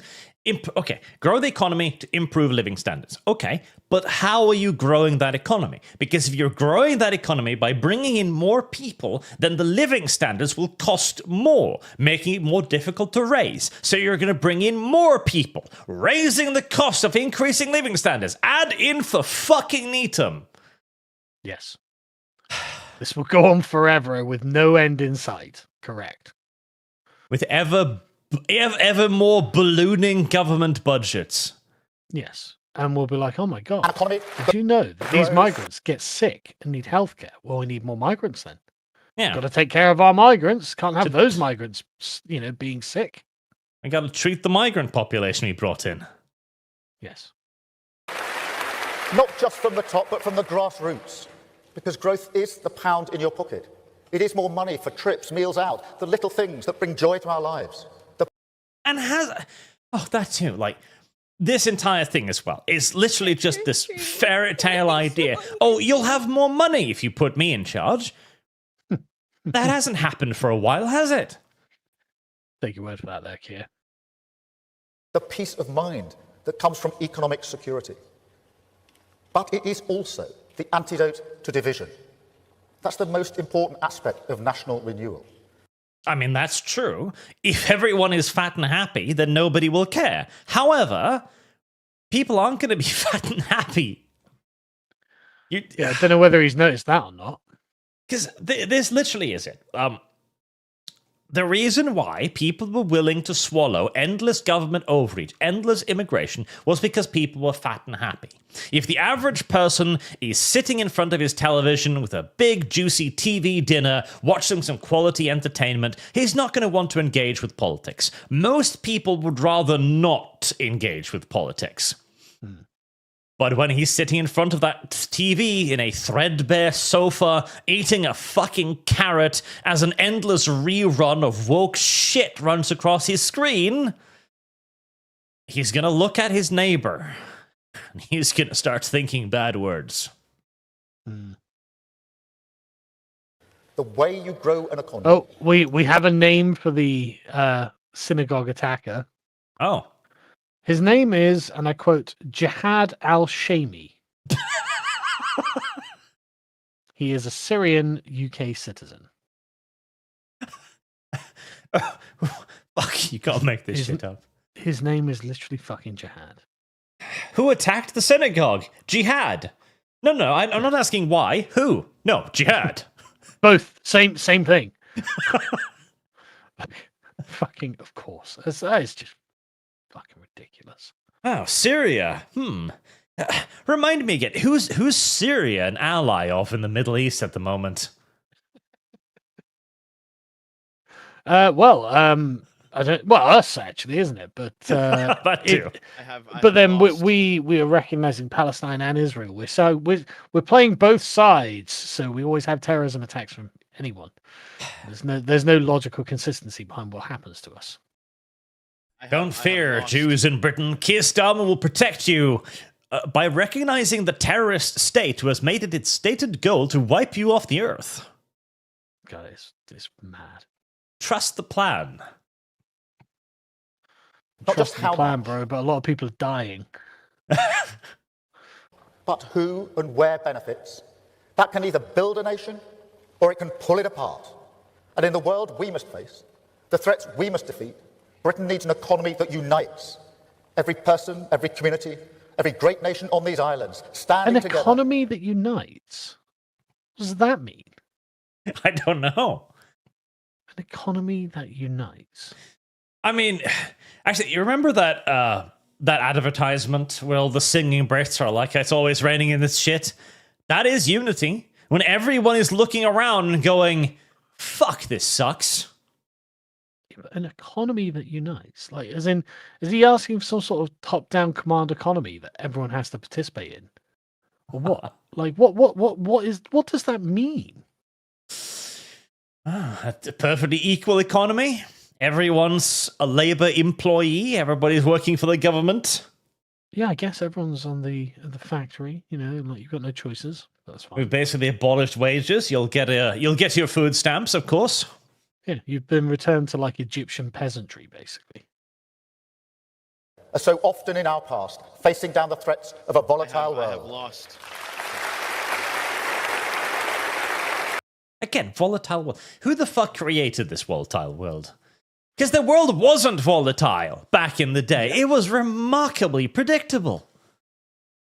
Yeah, when people feared us, they didn't get out of fucking hand. And again, when Trump was in office, Russia sitting on his hands, looking at Ukraine quietly.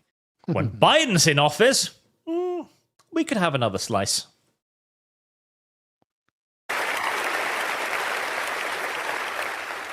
And it is a choice. You can exploit asset bubbles to distract from stagnating wages. You can balance the books by cutting long-term investment. I wonder how we could easily increase wages. Might have something to do with cutting the labor pool. No, infinite labour market good. You can cut taxes For for the people few, and the businesses. whilst dismantling the infrastructure for the many. But the affordable homes that we built, the libraries that we opened, the Fuck short off, man. We haven't dismantled any fucking infrastructure. It's just the infrastructure we have was built in the 1970s when the population of the country was like 60 million. Can I smell your feet? Yes. centres that gave so many families a better start in life, all in it together. That's what they said. Come on. The country they created, it's still around us today. Yeah, but back then, when they said all of us in it together, they meant the British. Yes. Like the country they created, it is still all around us today, and it's dilapidated. It's rotting. Yeah. It is in ruins. Ruins occupied by huge numbers of Somali immigrants. For some reason. Yeah, exactly. For some reason.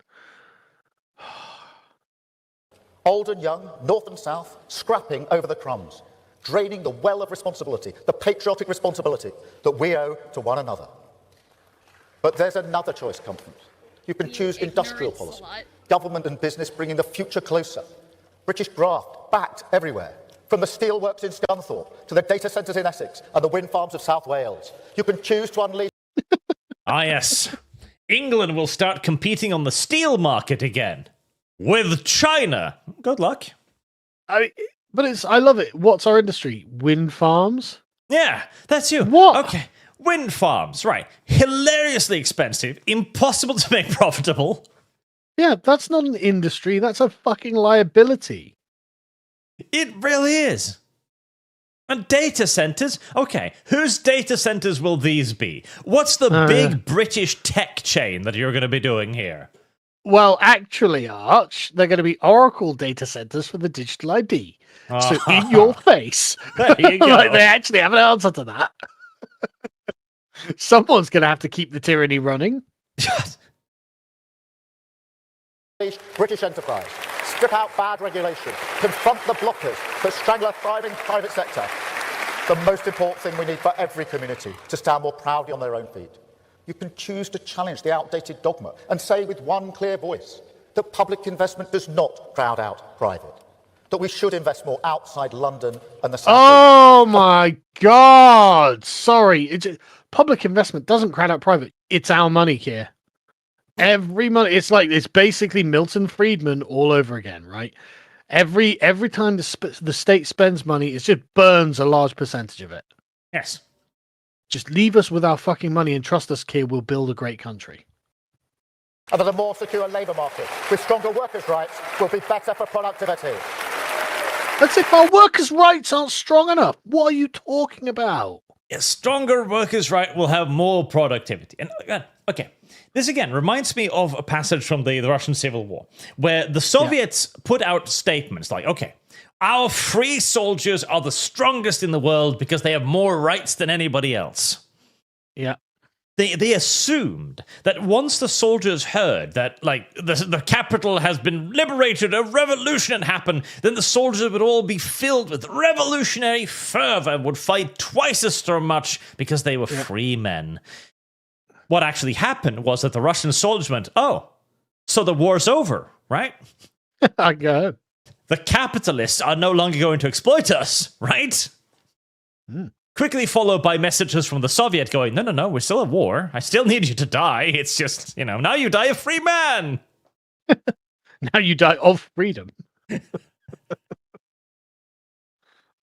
Because again, we already have so many rights. Like, yeah.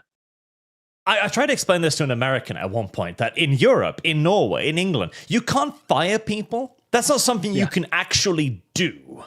Yeah, you have to have a reason. Yes. You have to make a documented paperwork reasons to explain to the government why you, as a private company, should be allowed to fire this person. Yeah. Like it's genuinely crazy how much business is inhibited in the Western world. Yes. And then, And then we've This got guaranteed 25% tax. citizenship. 25% tax. That's every business that exists is reduced in size by 25%. And Why? you can't even like make up a simple reason like, oh, I don't want him anymore. No. There are legitimized governmental reasons for why you can fire someone. Yes. It's fucking insane. It's just mad.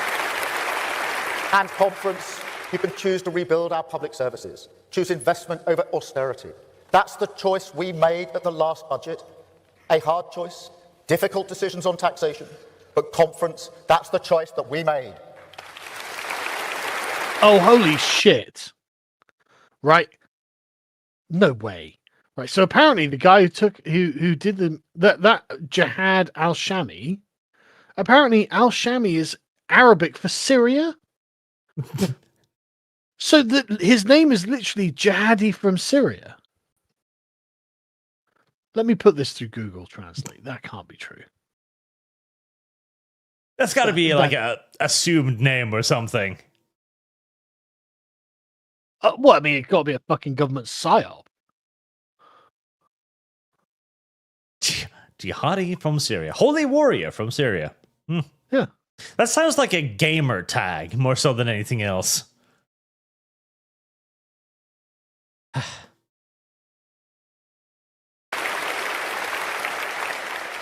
Now, I want to thank every business in our country on this issue.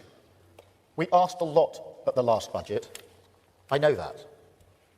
I do think, in the long run, fixing our public finances, investing in new infrastructure, helping our public services off their knees, that will be better for growth. Oh, fucking hell, it does mean that.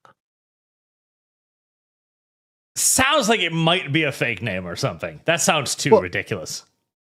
Official channels have put out that was his name. I mean, al-Shami is literally Syria or quote-unquote Greater Syria. Maybe. Like that can't be... He could also just have arrived on asylum and just told the name to the first English clerk he came across. Yeah. But like, yeah, I mean, don't get me wrong, I'm not saying that's his actual like given name or anything. And you are right, it does sound a lot like a gamer tag, doesn't it? It does. But just, I mean, the thing is, like, let's assume it is just his gamer tag. Well, can we not take him at face value? Like, he chose that for himself, bro. Like, you know, like, all I'm saying is, I very much so expect to hear how we can't possibly determine his motives very soon. I tell you what, if he came here on a small fucking boat, yes, hello, I'm Jihadi from Syria, and I broke into your country on a small fucking boat. And then I went on a rampage massacre because I hate Israel and Jews. Oh, fucking hell, man. Just deport all of these fucking people. Why are you arresting me? Your prime minister recognized Palestine. On the plus side, he was shot, so... Oh, there you go. But equally important, because of your contribution, we've taken a huge step on the path of renewal, a firmer foundation to take our country forward. More security, more respect, more... This too, like, renewal. Okay, so we're going to increase your taxes, we're going to take more from private businesses, and we're going to invest it in a public sector that is constantly spiraling into ever greater expenses, unendingly, inevitably so. This is renewal. That kind of just insanely bloated as already. Yeah, like it really does sound like the plan is to suck the private sector dry to build a gargantuan public sector. Yes. That is genuinely his plan. Just replace all of the private labor with government employees. Who live in an unlimited panopticon. more opportunity. Thanks, Keir. A Britain built for all. A Britain built for all. Every decision conference, Every decision we took this past year, it's all been in pursuit of that mission. At least he's being honest. Yeah, it's a really evil mission. Yeah. Really Every evil decision decisions. Labour has made is for everybody. Pakistanis, Afghanis, Israelis, Syrians. One day they will all work for the British government. It's literally like a plan for world domination. I wish it was. That'd be far more based. But in like a very long range roundabout way. It's like, yeah, one day everyone on Earth will work for the British government directly. What? They won't just be subjects; they will be direct employees. It's like the dream of the socialist revolution again. It is, and we will dictate all of your rights. And trust me, you're going to have so many rights. You're going to love it, being under Keir Starmer's universal global socialist dictatorship. Like, don't worry. The revolution will spread, comrade. This time for sure. So Heresy is the mental. question. So Fire fucking is the mental. answer. Changing the way we create wealth, reforming public services. That's changing the way we create wealth. Yes, by taking from the many and giving to the government. that is, to be fair, an entirely new way to create wealth. And again, I go to your Milton Friedman. You know how you want to create wealth? Tax the shit out of private enterprise. Make sure you give as much as you can to the state. That builds wealth. I'm not a scholar of Milton Friedman, so I might not have got that quote exactly right. Giving people more control over our future. Take our investment in defence. Undeniably good for growth. Vital for national security. What? And the Hold on a second, Mr. Adolf. I've heard this one before. I'm not even saying you're wrong, but it's... But the thing is, that's obviously false. I mean, think of any strategy game you've ever played, right? Mhm. You're there in the beginning of the early game. You try and keep military expenditures low because you need to build up your economy. Because militaries don't actually produce money. What they do is prevent people from kicking down your door and looting your cities. So you have to balance a budget there in the early stages of any strategy game. Yes, but remember, what is the primary benefits of building a large, powerful military? Well, for me, it's conquering other cities so I can take their resources as my own. Yes, kicking down other people's doors. Yeah, exactly. Now, That's my- if I believed for even a second that was Keir Starmer's plan, I'd be all for it. Exactly. He would actually be able to plausibly argue that, yes, the military is going to make money somehow. Oh, yeah, it's going to grow the economy. Is it? Yeah, because we're going to loot the shit out of people. Yes. How is this going to work out, Keir? Well, here's my plan for seizing the Caucasian oil fields. Yeah. I'm going to base my entire economy on, like, 17th century Spain, right? Plunder and loot. Literally plundering an entire continent. I have a plan to take significant portions of Russia's coastline and tax the shit out of the populace. Exactly. Yeah, if we just grow a big enough military, we'll make this is growing the economy. I don't think he genuinely We've believes done it before, England. We can do it again. The thing is, he genuinely believes it. Like, just having a defense sector. If the government gives you money, that's the economy growing. That's genuinely what he thinks. And it's like, fucking hell, man. These people are in charge of our entire country. Because, again, here's the thing. It's true. Building up military is a growth to the economy because you'll get more people paid because you bring in lots of young people, you make more employment that they can then have the money to be taxed and put into economy. You also create incentive for a military sector for producing weapons, ammunitions, technological innovation. However, all of this is short term unless you then pick up the stick you've created and wield it. Use it. Yeah. But that's the point. Like he doesn't understand that actually a military economy is at very best very short term, and Yes. you use it. You create one out of necessity, right? But we're actually not about to go to war with anyone. So why are we doing this? You know, a traitorous part of me is kind of sitting here thinking like the entirety of the EU, the way it's talking, the way it's acting, I don't think it's planning to go to war with Russia. I think it has a different target in mind. Well, I mean, we could go to war with Europe, I suppose. It wouldn't be the first time, would it? I mean, let's be fair. I think the unified leadership of EU has a distant target across the ocean in mind, honestly, with most of this. That would be fucking suicide. Well, I'm sorry, Sargon. We've listened to this man make so many coherent points so far. I should have understood that the EU would never venture out on a pointless, doomed mission. Oh my god, there's a guy called Jihad Al-Shami on Twitter whose profile picture is a gun and a Quran. I wonder if that's that guy. Fucking hell, man. Apparently we gave him a passport in 2009. Oh. Fuck's sake. His name's literally fucking Jihad. At least Syrian Jihadi. His name is actually Syrian Jihadi. He has that on a fucking passport. A British passport that says, I'm Syrian Jihadi. Citizen of the United Kingdom. Yeah, fucking hell. Our country is fucking ridiculous. The whole of the continent. Impossible without really tough decisions on aid. Just look at the New Deal to build Norwegian frigates. That doesn't happen without our investment. A decade of shipbuilding on the Clyde. That heritage, that pride, secure for future generations. Now, those frigates could have been built anywhere, but that was the old mentality, that it didn't matter. But we want to build them here, in Britain. We want to invest in that reputation, in those skills, in the talent of Glasgow and the Clyde. Yeah, you're fucking lucky we have too much money and too little fucking sense. God, frigates. Such an unbelievable waste. Are they? I don't know. Oh god, yes.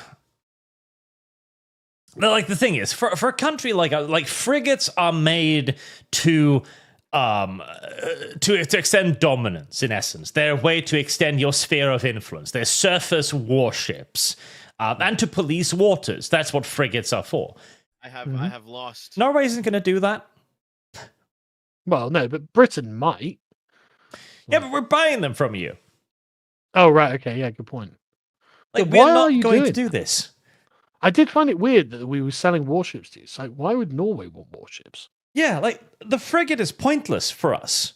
Like, what we need is shit to scare other countries. Like, a frigate can be detected from a fucking ridiculous distance and then pelted with missiles until it sinks. Useless. We should just be buying twice that number of submarines. I was going to say, surely you just want submarines to keep your waters safe. Yeah. And we could get way more of them. They'd be way harder to deal with. They'd be way scarier. And they'd basically do the same job. You see a Russian fishing trawler fishing in Norwegian waters? Okay. We could send an incredibly expensive frigate that burns 100,000 liters of fuel per fucking hour. Or we could simply just shoot a harpoon at them. Hey, man, have you considered doing your part for the British economy? Buy some frigates. We are. I know. Unironically, though, because we bought the last batch from Spain, this is literally us going talking to Britain, going like, okay, you're buying all of our gas. Yeah, but we're really poor right now. Could you help us out? Like, ugh. Well, we did recently run one of our boats aground. Can we get some new ones? Well, I mean, if it helps, I would put money on the fact that our boats are better than the Spanish ones. Are they not? It's a bold fucking claim. Well, I mean, 100 years ago they would have been. 100 years ago they would have been, yes. All right. We only got through just under 20 minutes.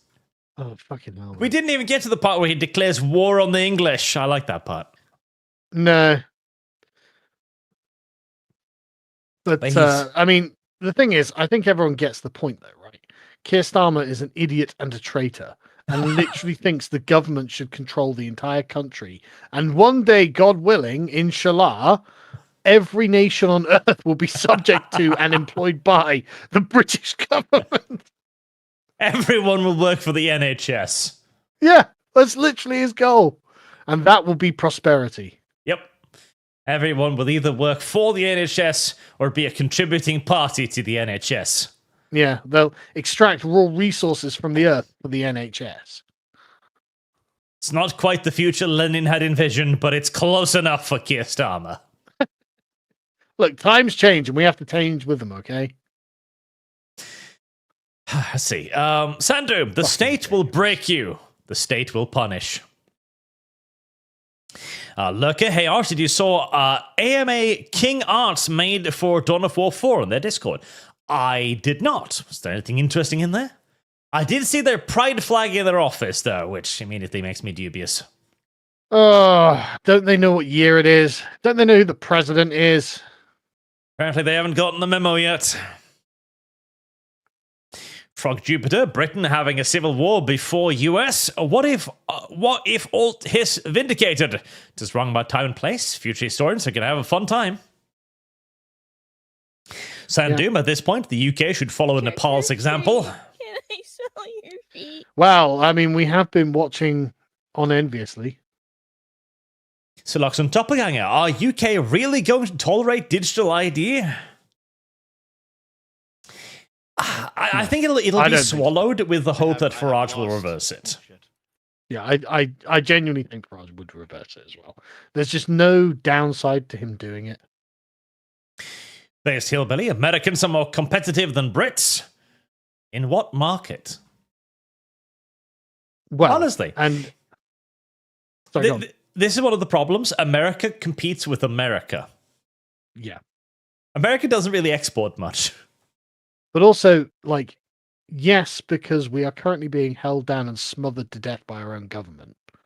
Like, we would be ultra competitive. We were only allowed by the British state to be competitive. They're allowed by the government.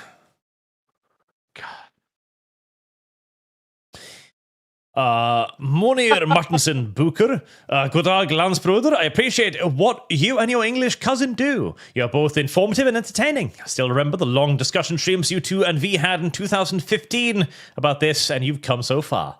Thank you. Yeah. I mean, everyone has, though. Like, everyone's so much more well-educated on things. Yes. Add Ezekiel, stop using the velvet glove and start using the iron fist. I fucking wish. Ballcraft, the great yeet forward.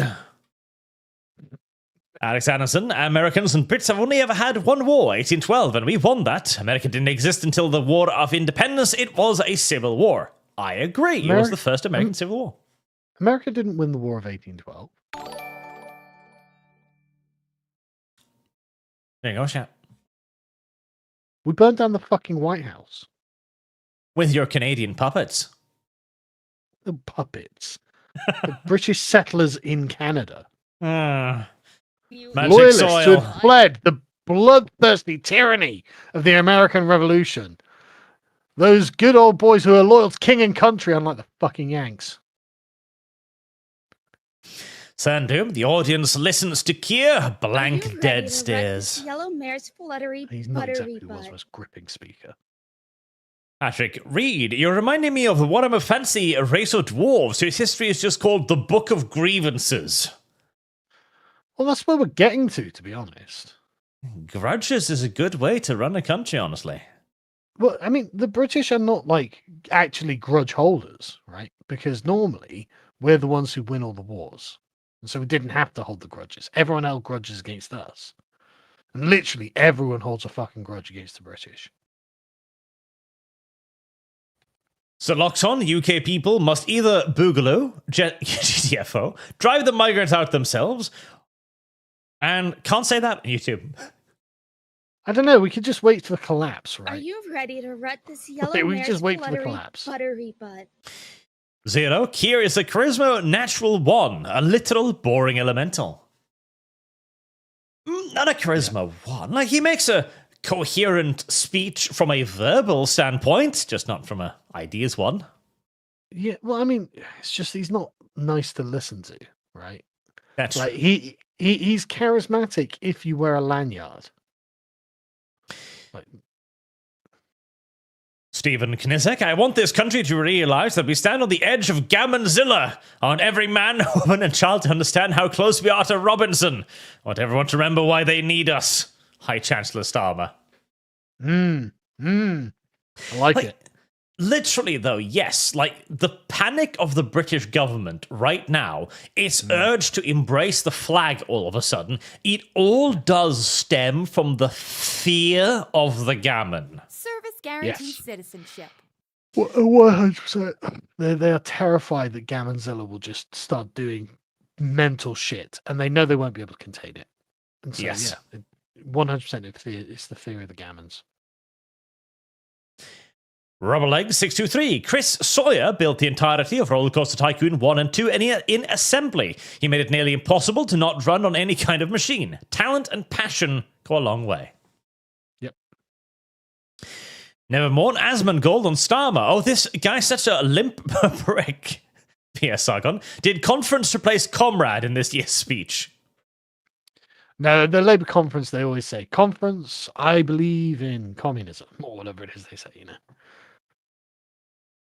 Tanushi, I don't mind if a game has mid-2000s models and textures, but I'd appreciate stability and scale. I've noticed the plateau since Max Payne 2.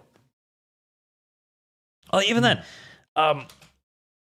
mid-2010 games, they actually look pretty goddamn good. Like, because you're kind of forgetting that the 2000s was when we started getting like good game graphics. That's when we started getting like Halo. Halo was from 2000s, for example.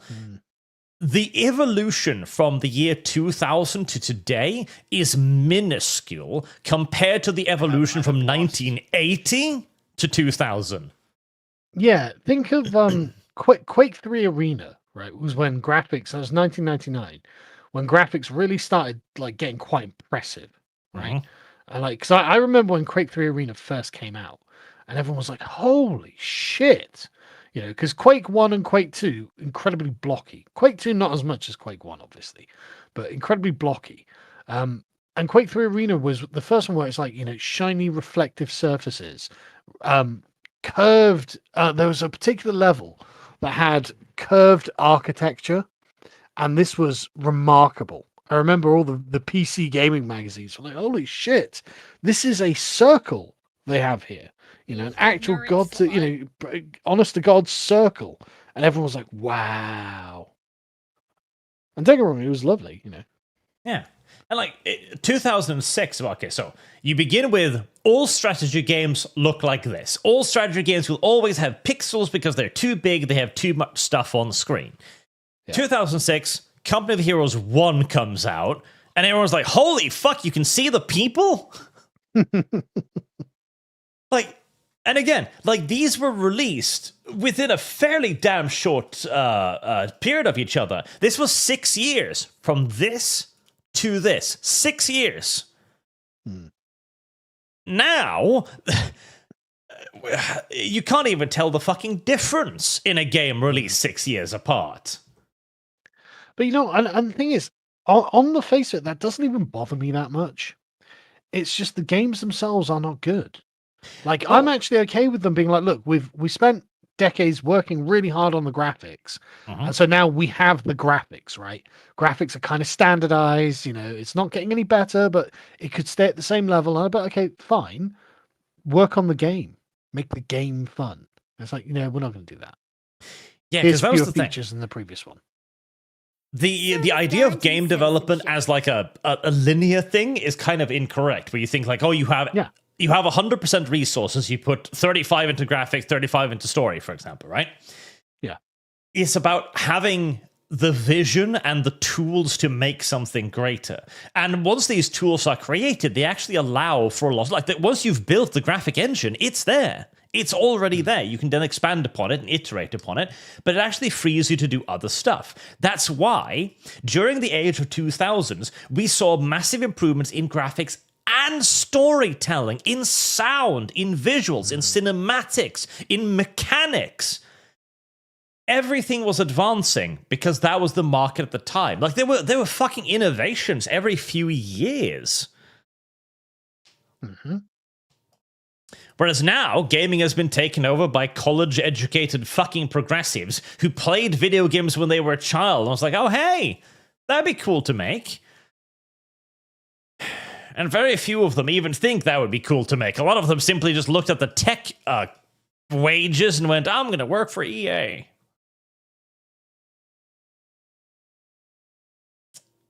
Gaming. Mental, isn't it? That's a sad, sad situation. I hate to do this, man, but I've got to head to bed because I'm absolutely shattered for a really long day. All right, that's fine. I would normally stick around, but I am just falling asleep on my feet, as it were. All right. I'll see you next week, Sargon. See you guys.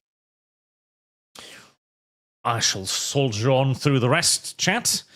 Matthew Hammond, are graphics important if the gameplay sucks? And will EA make great games after the Saudis bought it? So, no. Like, I would happily play a game that looks like shit, but plays really, really well. There's a brilliant example of this. Let's see, here we go. Shadow Empire. This is a game that looks like garbage. It's just spreadsheets, basically. Spreadsheets and pixels. I love this game. It's a fantastic game. It's one of the best grand strategy games made in terms of logistics, in terms of strategy, in terms of managing your empire. It's fantastic. And it looks like this. But, again, we were evolving on so many different levels. Because it wasn't just graphics, it was storytelling, it was music, it was all of it simultaneously. Because it wasn't just people going like, oh, I want better graphics, it was the industry actually evolving. Archmagos Zhulkov on gaming. One of the problems is that the easy innovations have been done. Also, the amount of improvements done with brute force, more power are over. Ironically, the people who really understood the tech game are what is needed.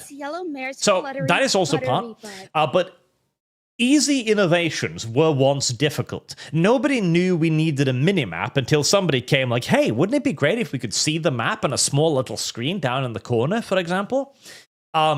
That's the thing with truly brilliant innovation. It all seems so incredibly natural and so incredibly obvious after it's been done. And we've kind of just stopped trying.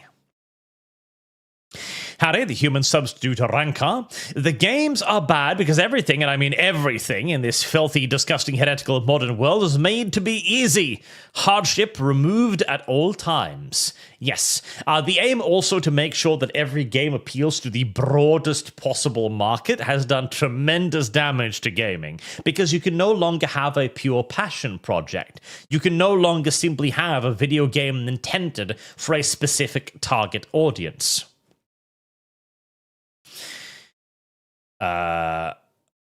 Mason Miller, I know my party has done everything in its power to hide the rapes, but trust that we will use that power for your benefit. Of course they will. And Reverend Norse on Kick for 500 warp tokens. Warp tokens. It will be interesting to see the right wing talk about this attack, since there is a part of the online right that is very against both parties here. I mean, I don't even think they'll talk about it much. I think they'll simply go, yes, Muslim stabber. Muslim attacks Jews. More at 10. Harry, the human substitute Rancor. I hate it so much I just use bags and fitness when shopping instead of the cart. Sleep deprived, worn out from work, and looking after a family member after their laser eye op. I still do it out of disgust. Well, at least you're finding a healthy way to vent. Mason Miller, Cromwell looks down at Farage and Gammonzilla like Mufasa before him. I remember who you are. Release the Gammons. They will set Britain straight. The Dodgy UK and uni 15 years ago, I wrote own game engine from scratch at a company now, writing a complete rendering engine. I love Unity for making VR stuff. Not all Farius, they've become such bad propagandists that even their AI slop is worse. I didn't know that was even possible. Oh, that's the thing too. Like, Unity as a tool is perfectly functional. And as a tool, it is genuinely excellent in that it allows more people than ever to make games. The problem is that it has replaced all the other ways to make games. And that is a very, very, very, very, very, very large problem. As if we were still making games in the old ways, nobody would really necessarily care if some people were making Unity games. It's that everyone is making Unity games that has kind of murdered the game making of it. Harry the Human Substitute Ranka, if you think you hate the modern world enough, if you don't uninvent the wheels on the shopping cart, you don't hate the modern world enough. You must make your life harder or be weak. Mr. Personality, I want a Vladimir Tepes for president. And Harry again, competitive hate for modernity. MT Bull 515, the Democrat kitty ad is primarily in support of maintaining temporary COVID health insurance subsidies. It is indefensible. Working Corpse, can't wait to get my free Starmer flat in London. Alexander Cross, holy shit, the projection on that one is insane. Sinister Coleman, is there a self-reliant country in Europe right now? Even Russia, not even Russia qualifies as that. No, it doesn't. And no, there isn't. Russia was like 98% self-reliance. It actually, the Soviet Union, more correctly, actually did a very good job of becoming self-reliant because it knew it couldn't rely on the West, obviously.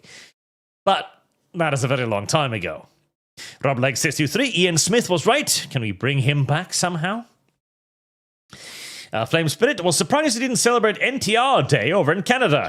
Would have thought it was your favorite holiday. National Day of Truth and Reconciliation. NTR. That's true. That is what NTR stands for. September 30th. Put NTR Day in all your calendars for next year to celebrate NTRing Canada. Siloxon. I think Destiny and Hassan are dead men walking unless they get jailed. They are going to get... I bet they're avoiding Windows religiously right now. I saw a fascinating theory that the reason why Destiny was so upset with Hassan not going to TwitchCon is because Destiny's sitting there, jonesing aggressively like, Hassan, please go outside and God willing have something. Can't say that on YouTube. Then I'll be justified to say a lot of very, very classic Destiny things in public again. And, you know... there is a part of me that understands that Destiny probably would think like that. All I'm saying is, Hassan, if you ever see a very short man with curly hair nearby whilst you're talking out in public without a glass ceiling or wall in front of you and where he was last seen, maybe it's time to cut the speech short. Scott, for Carl, is there any chance of getting Graham more on Lotus Eaters? Carl betrayed you. He abandoned you. He called you a cuck and then fled. As he does. Marks17, I love that Sargon is still part of Mexico's intro. Hearing a young Sargon say clippable shit before he learned how to articulate himself.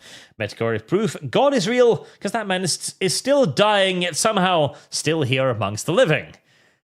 I thought he died like 3 times at this point. I've clearly not been keeping up with my medical lore. Because he... Now, maybe that was the number of times he's left the internet. I guess he's back again. Tony Spike, despite voting for him as a member of working class who loves the NHS, I can't help but wonder if Farage leads this or was simply there when the woke up does the Emperor have no clothes? Emperor? What? And a document, late afternoon, gents. What I miss? Keir. Lots of Keir. Silly Sailor. It's not the Union flag they love. The end conference singling the red flag. They don't even try to hide it. Well, of course. And they only love the Union Jack for what it means, which is multiculturalism for the British Isles. And then he is expanding upon that to mean literally everybody. Tanushi, the left's argument on colonialism and mass migration are both an argument of power. The rest is wrong when strong and when weak immigration is good. Jesse Jinx, both Palestine and Israel are terrorist states bombing and killing one another's women and children. Largely correct. The best solution is to can't say that. No more desert wars, if no more desert people. I mean, again, you're not necessarily wrong. Christian H, it's your boat. There are only so many people that can fit on it, and then only people that should be welcome aboard are those who help you get to where you are going and are not planning a mutiny. Correct. Dreadnought Logan, in 100 years there'll be history books about the mass riots and years of blood before the new order of Zoomer dictators and the legacy of mass immigration and the rise of the neo-empires. Scarf the Strange, what's wrong with dead people holograms? We could be living on Red Dwarf with Arnold Rimmer with his tech. Okay, bad example. It's just weird. There's not even anything necessarily wrong about it. It's just weird. Danny Boy, only thing the left can promise is more of the same that's made life worse. Most know this, even leftists. It's a sunk cost fallacy for their beliefs. A sunk cost fallacy is actually an excellent way of putting it, because if they've already dedicated so much to this, if they've already done so many terrible things in the name of progressivism, surely they've got to keep going. Surely all of those atrocities must have meant something, right? Zero, no need to read this one out. Oh,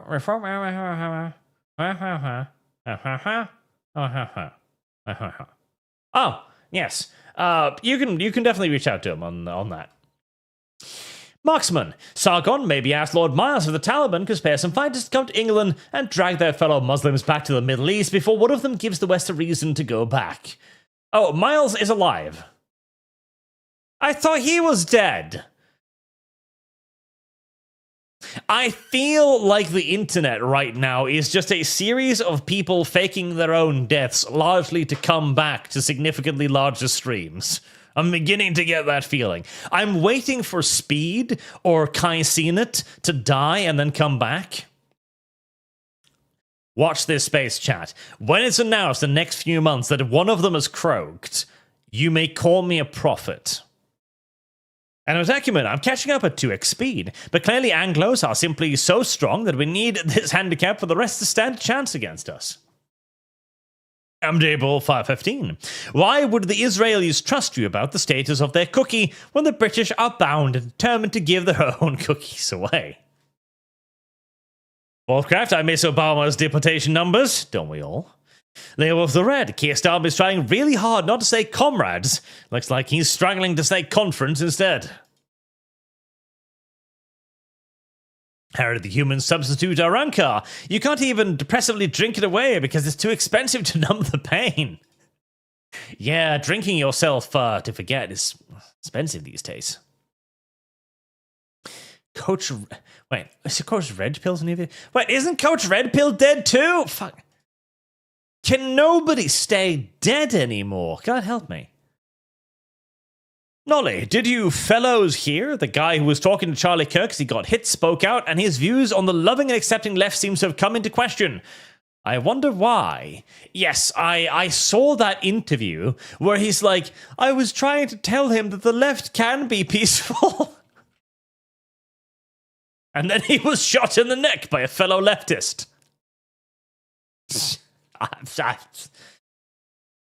I mean, there you go. Maranga 2, Sargon, you're not quite accurate on the Maori. The Maori politicians are insufferable, but the average working class Rangi, like the guys I work with, are much closer to us. And Witcher. Adam Acumen, not really sure how to go about doing so, but rather than propaganda used on youth, I wish there was a way to find what they are passionate about whilst they are still in school and give them a goal. Well, the problem is that what they're passionate about in school is going to be firefighters, dinosaurs, tits, stuff like that. It's not really something necessary to build a social club around, at least not initially. Although what would be very nice is actually to just bring more cultural appreciation into schools. And by culture, I mean weeb shit, basically. Honestly, I very much so think that a good way of dealing with a lot of youth disenfranchisement is basically to go into schools and create elective classes that are mandatory. Cut a couple hours at the end of the school day for the useless lessons like math or geography, and instead add in an elective where you have a countless number of clubs. And those clubs could be anything, preferably as many as possible, so that you can engage in archery, fencing, debate club, but you have to pick one. It is required. But that will be a way for people to share their passions with one another and find friends who also share those passions with one another. Tizwiz, wow, the Starmer guy's kind of trash. Hope Keir dethrone him and ask for accountability, because according to Keir, it's all Starmer's fault. Howdy, the human substitute Harankar. Duck's sake, I hate this. I demand more imagination for people. Naming of our enemies. The most be more than 3 names that are interchangeable. Scarf of the Strange. I imagine this to be the origins of a post-apocalyptic universe where we are living in Mad Max because leaders embezzled funds or infrastructure collapse and warlords fight over who to loot anyone who rebuilds. Skullthrone 888. The US needs to treat Europe like they are like the dependents they are. They do. They do. Kalam Barclay, I'm behind, but if you don't see on BBC, just reported 35-year-old Jihad al-Shami, a British citizen of Syria descent in the Manchester attacks. Yeah, when they refused to release his name, I already pretty much knew. Minty Mint 89. Regarding last week in British carriers, the new carriers are STOL CVs. Hence they went with the worst. STOL F-35Bs. Best part, the RAF is stuck with the F-35Bs as well. UK decide on only the one version only. Okay. Well, I mean, at least it is a carrier. But the problem with all of the vertical takeoff and landing, or the short takeoff and vertical landing types here, is that 1, they eat a ridiculous amount of fuel. 2, they are far more mechanically complex, requiring way more maintenance. And 3, it encourages you to make a smaller carrier, which carries fewer crafts. And honestly, unless you're fighting a bush war, like 40 craft are simply not going to be enough to deal with anything. It's not going to be see, the entire point of a carrier is to project military might. That is what a carrier does. It follows the doctrine of the American carriers in the Pacific, but initially the Japanese carriers, and initially the American carriers too, were intended as strike carriers. The idea of a strike carrier is that you bring it within range of the objective, then you launch the craft, you do as much damage as you possibly can, and then you retreat outside the range of retaliation. That was the idea of a strike carrier. That doesn't really work against modern-day aerial defenses in anything more than a surgical attack, which only really the US have demonstrated a repeated ability to carry out surgical strikes into contested airspace. But what you need for actual carriers is strategic dominance. It is the tactic that the US dubbed the big blue blanket, as initially the US was scared deathless of going within range of Japanese island bases, assuming that their extremely vulnerable, extremely expensive carriers could easily be attacked and destroyed by a land-based aircraft, who could of course carry a lot more aircraft than a simple carrier, right? Except then the Americans decided, what if we just build so many carriers that we have more aircraft than the island does? And that worked really fucking well. Heresy's the question. Fire is the answer. Carson Kazmiri, not even the Babylon Bee can keep up with satire. No. The real world has long since outstripped satire. Sentinel Rex, what if, when he get off the boat and when he gave them that answer, he meant it as an intention for being there, and they just assumed it was his name? Entirely possible. Shakan Silva. From Archer's second last video, the left has a history of giving max charity to one side and none to the right. Sound like a certain liberal pundit. Absolutely. There's a specific term for this that I've forgotten at the moment. But yes, maximum charitability to your own, none for the opposition.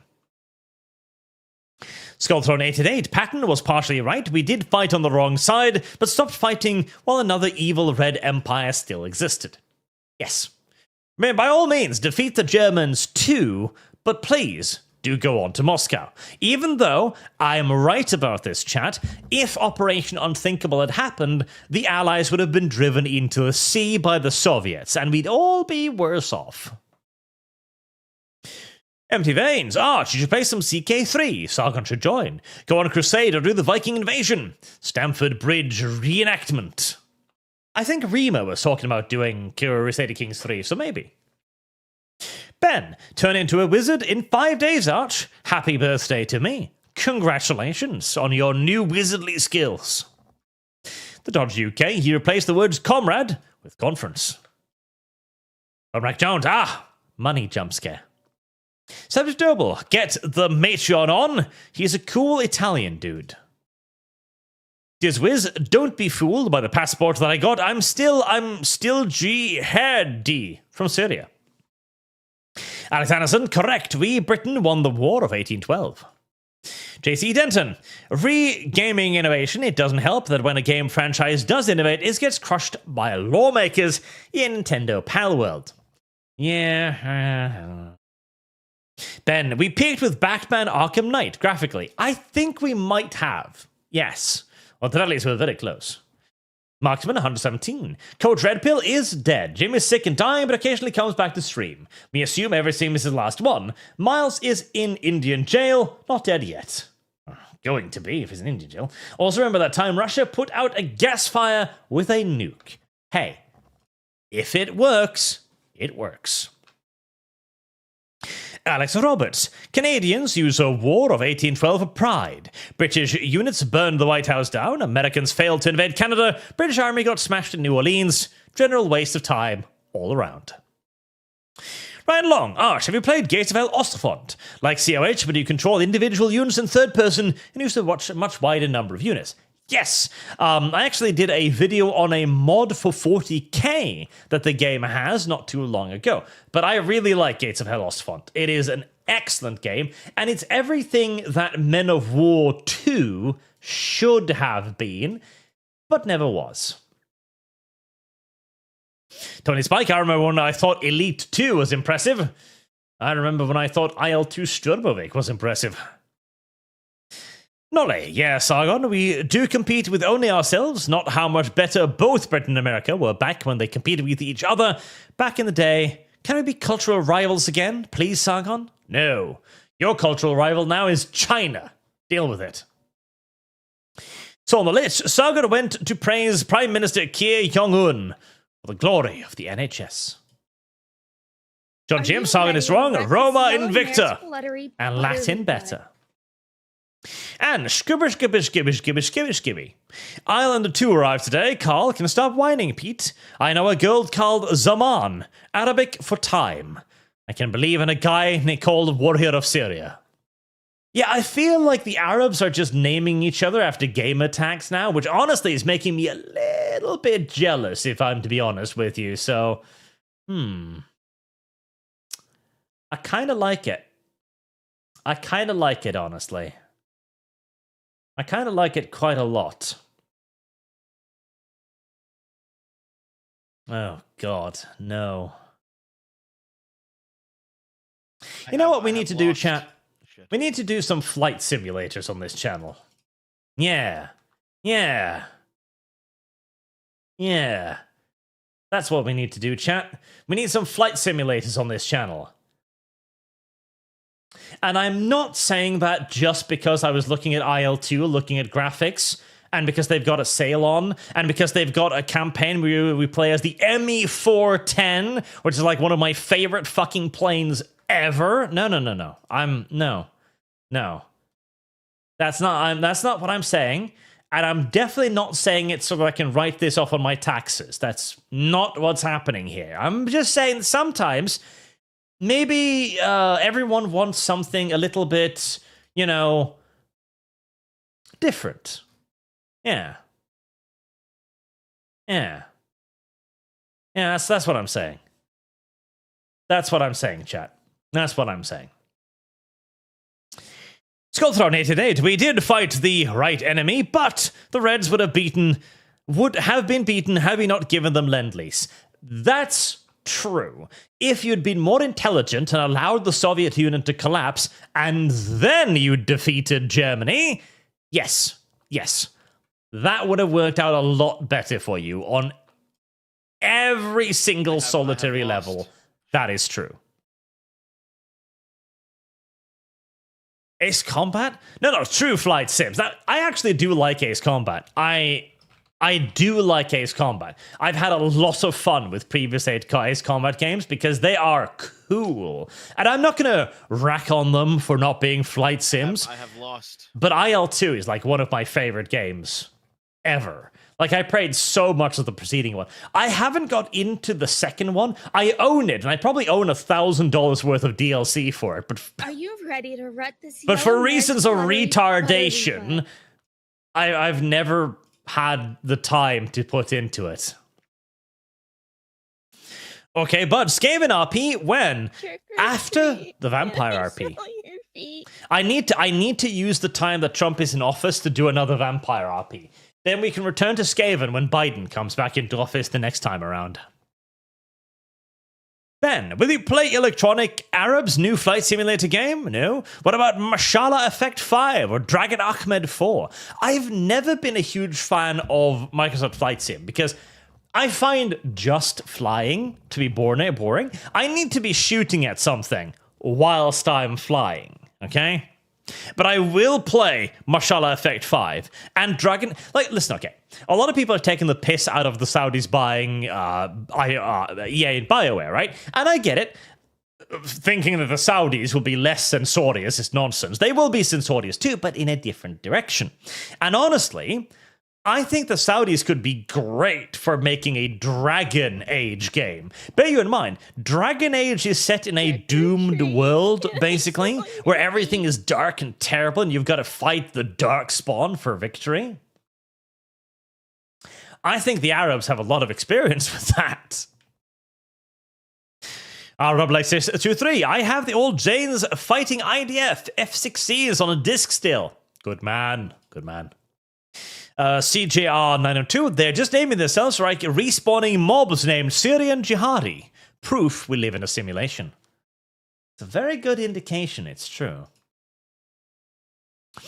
And finally, Mercenary Mercenary 21. Sorry, Arch, given the amount of corruption worldwide, military was our only option. There's nothing we can do except pray and hope for martial law enacted by Trump. The left has escalated since Kirk. And will continue to do so, I have no doubt. And Tanushi, this and my previous Superchats into Crimson Skies Fund. Dieselpunk aerial piracy with fake and Luft 46 German designs. Is that even on PCs? Because I remember Crimson Skies.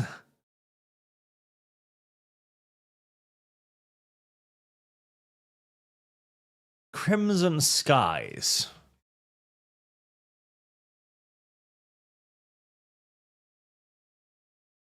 It is. It's actually on Abandonware. Oh, nice. All right. Well, we can do funds for just about whatever chat wants. So I'll put it up. I'll put it up for now. Now, if a fund is basically left unattended for like a month or so, I do tend to turn them off, and I only add them to the main list once they've demonstrated that they're probably going to be sticking around for a little while. But chat can, in theory, fund whatever chat wants. Marksman 117B, try Project Wingman, made by Ace Combat devs. I don't think I played that. I think one of the recent ones I played and enjoyed a lot was Hawks. Hawks? Tom Clancy's Hawks. Yes, Tom Clancy's Hawks. I really loved Tom Clancy's Hawks. Haven't played the second one, but I remember the first one was a lot of fun, an enormous amount of fun. So there's a lot of these games that are just fun. And who doesn't love a little bit of fun? Okay.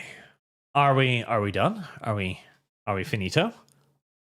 Are we at the end? I think we are. Thank you all very much for watching, chat. Thank you for hanging out today, and thank you, as always, for your very generous donations. I'll see you all again tomorrow, and probably next week, by the way, we'll start the Alien Isolation playthrough, which I'm sure will be interesting. Good night, chat.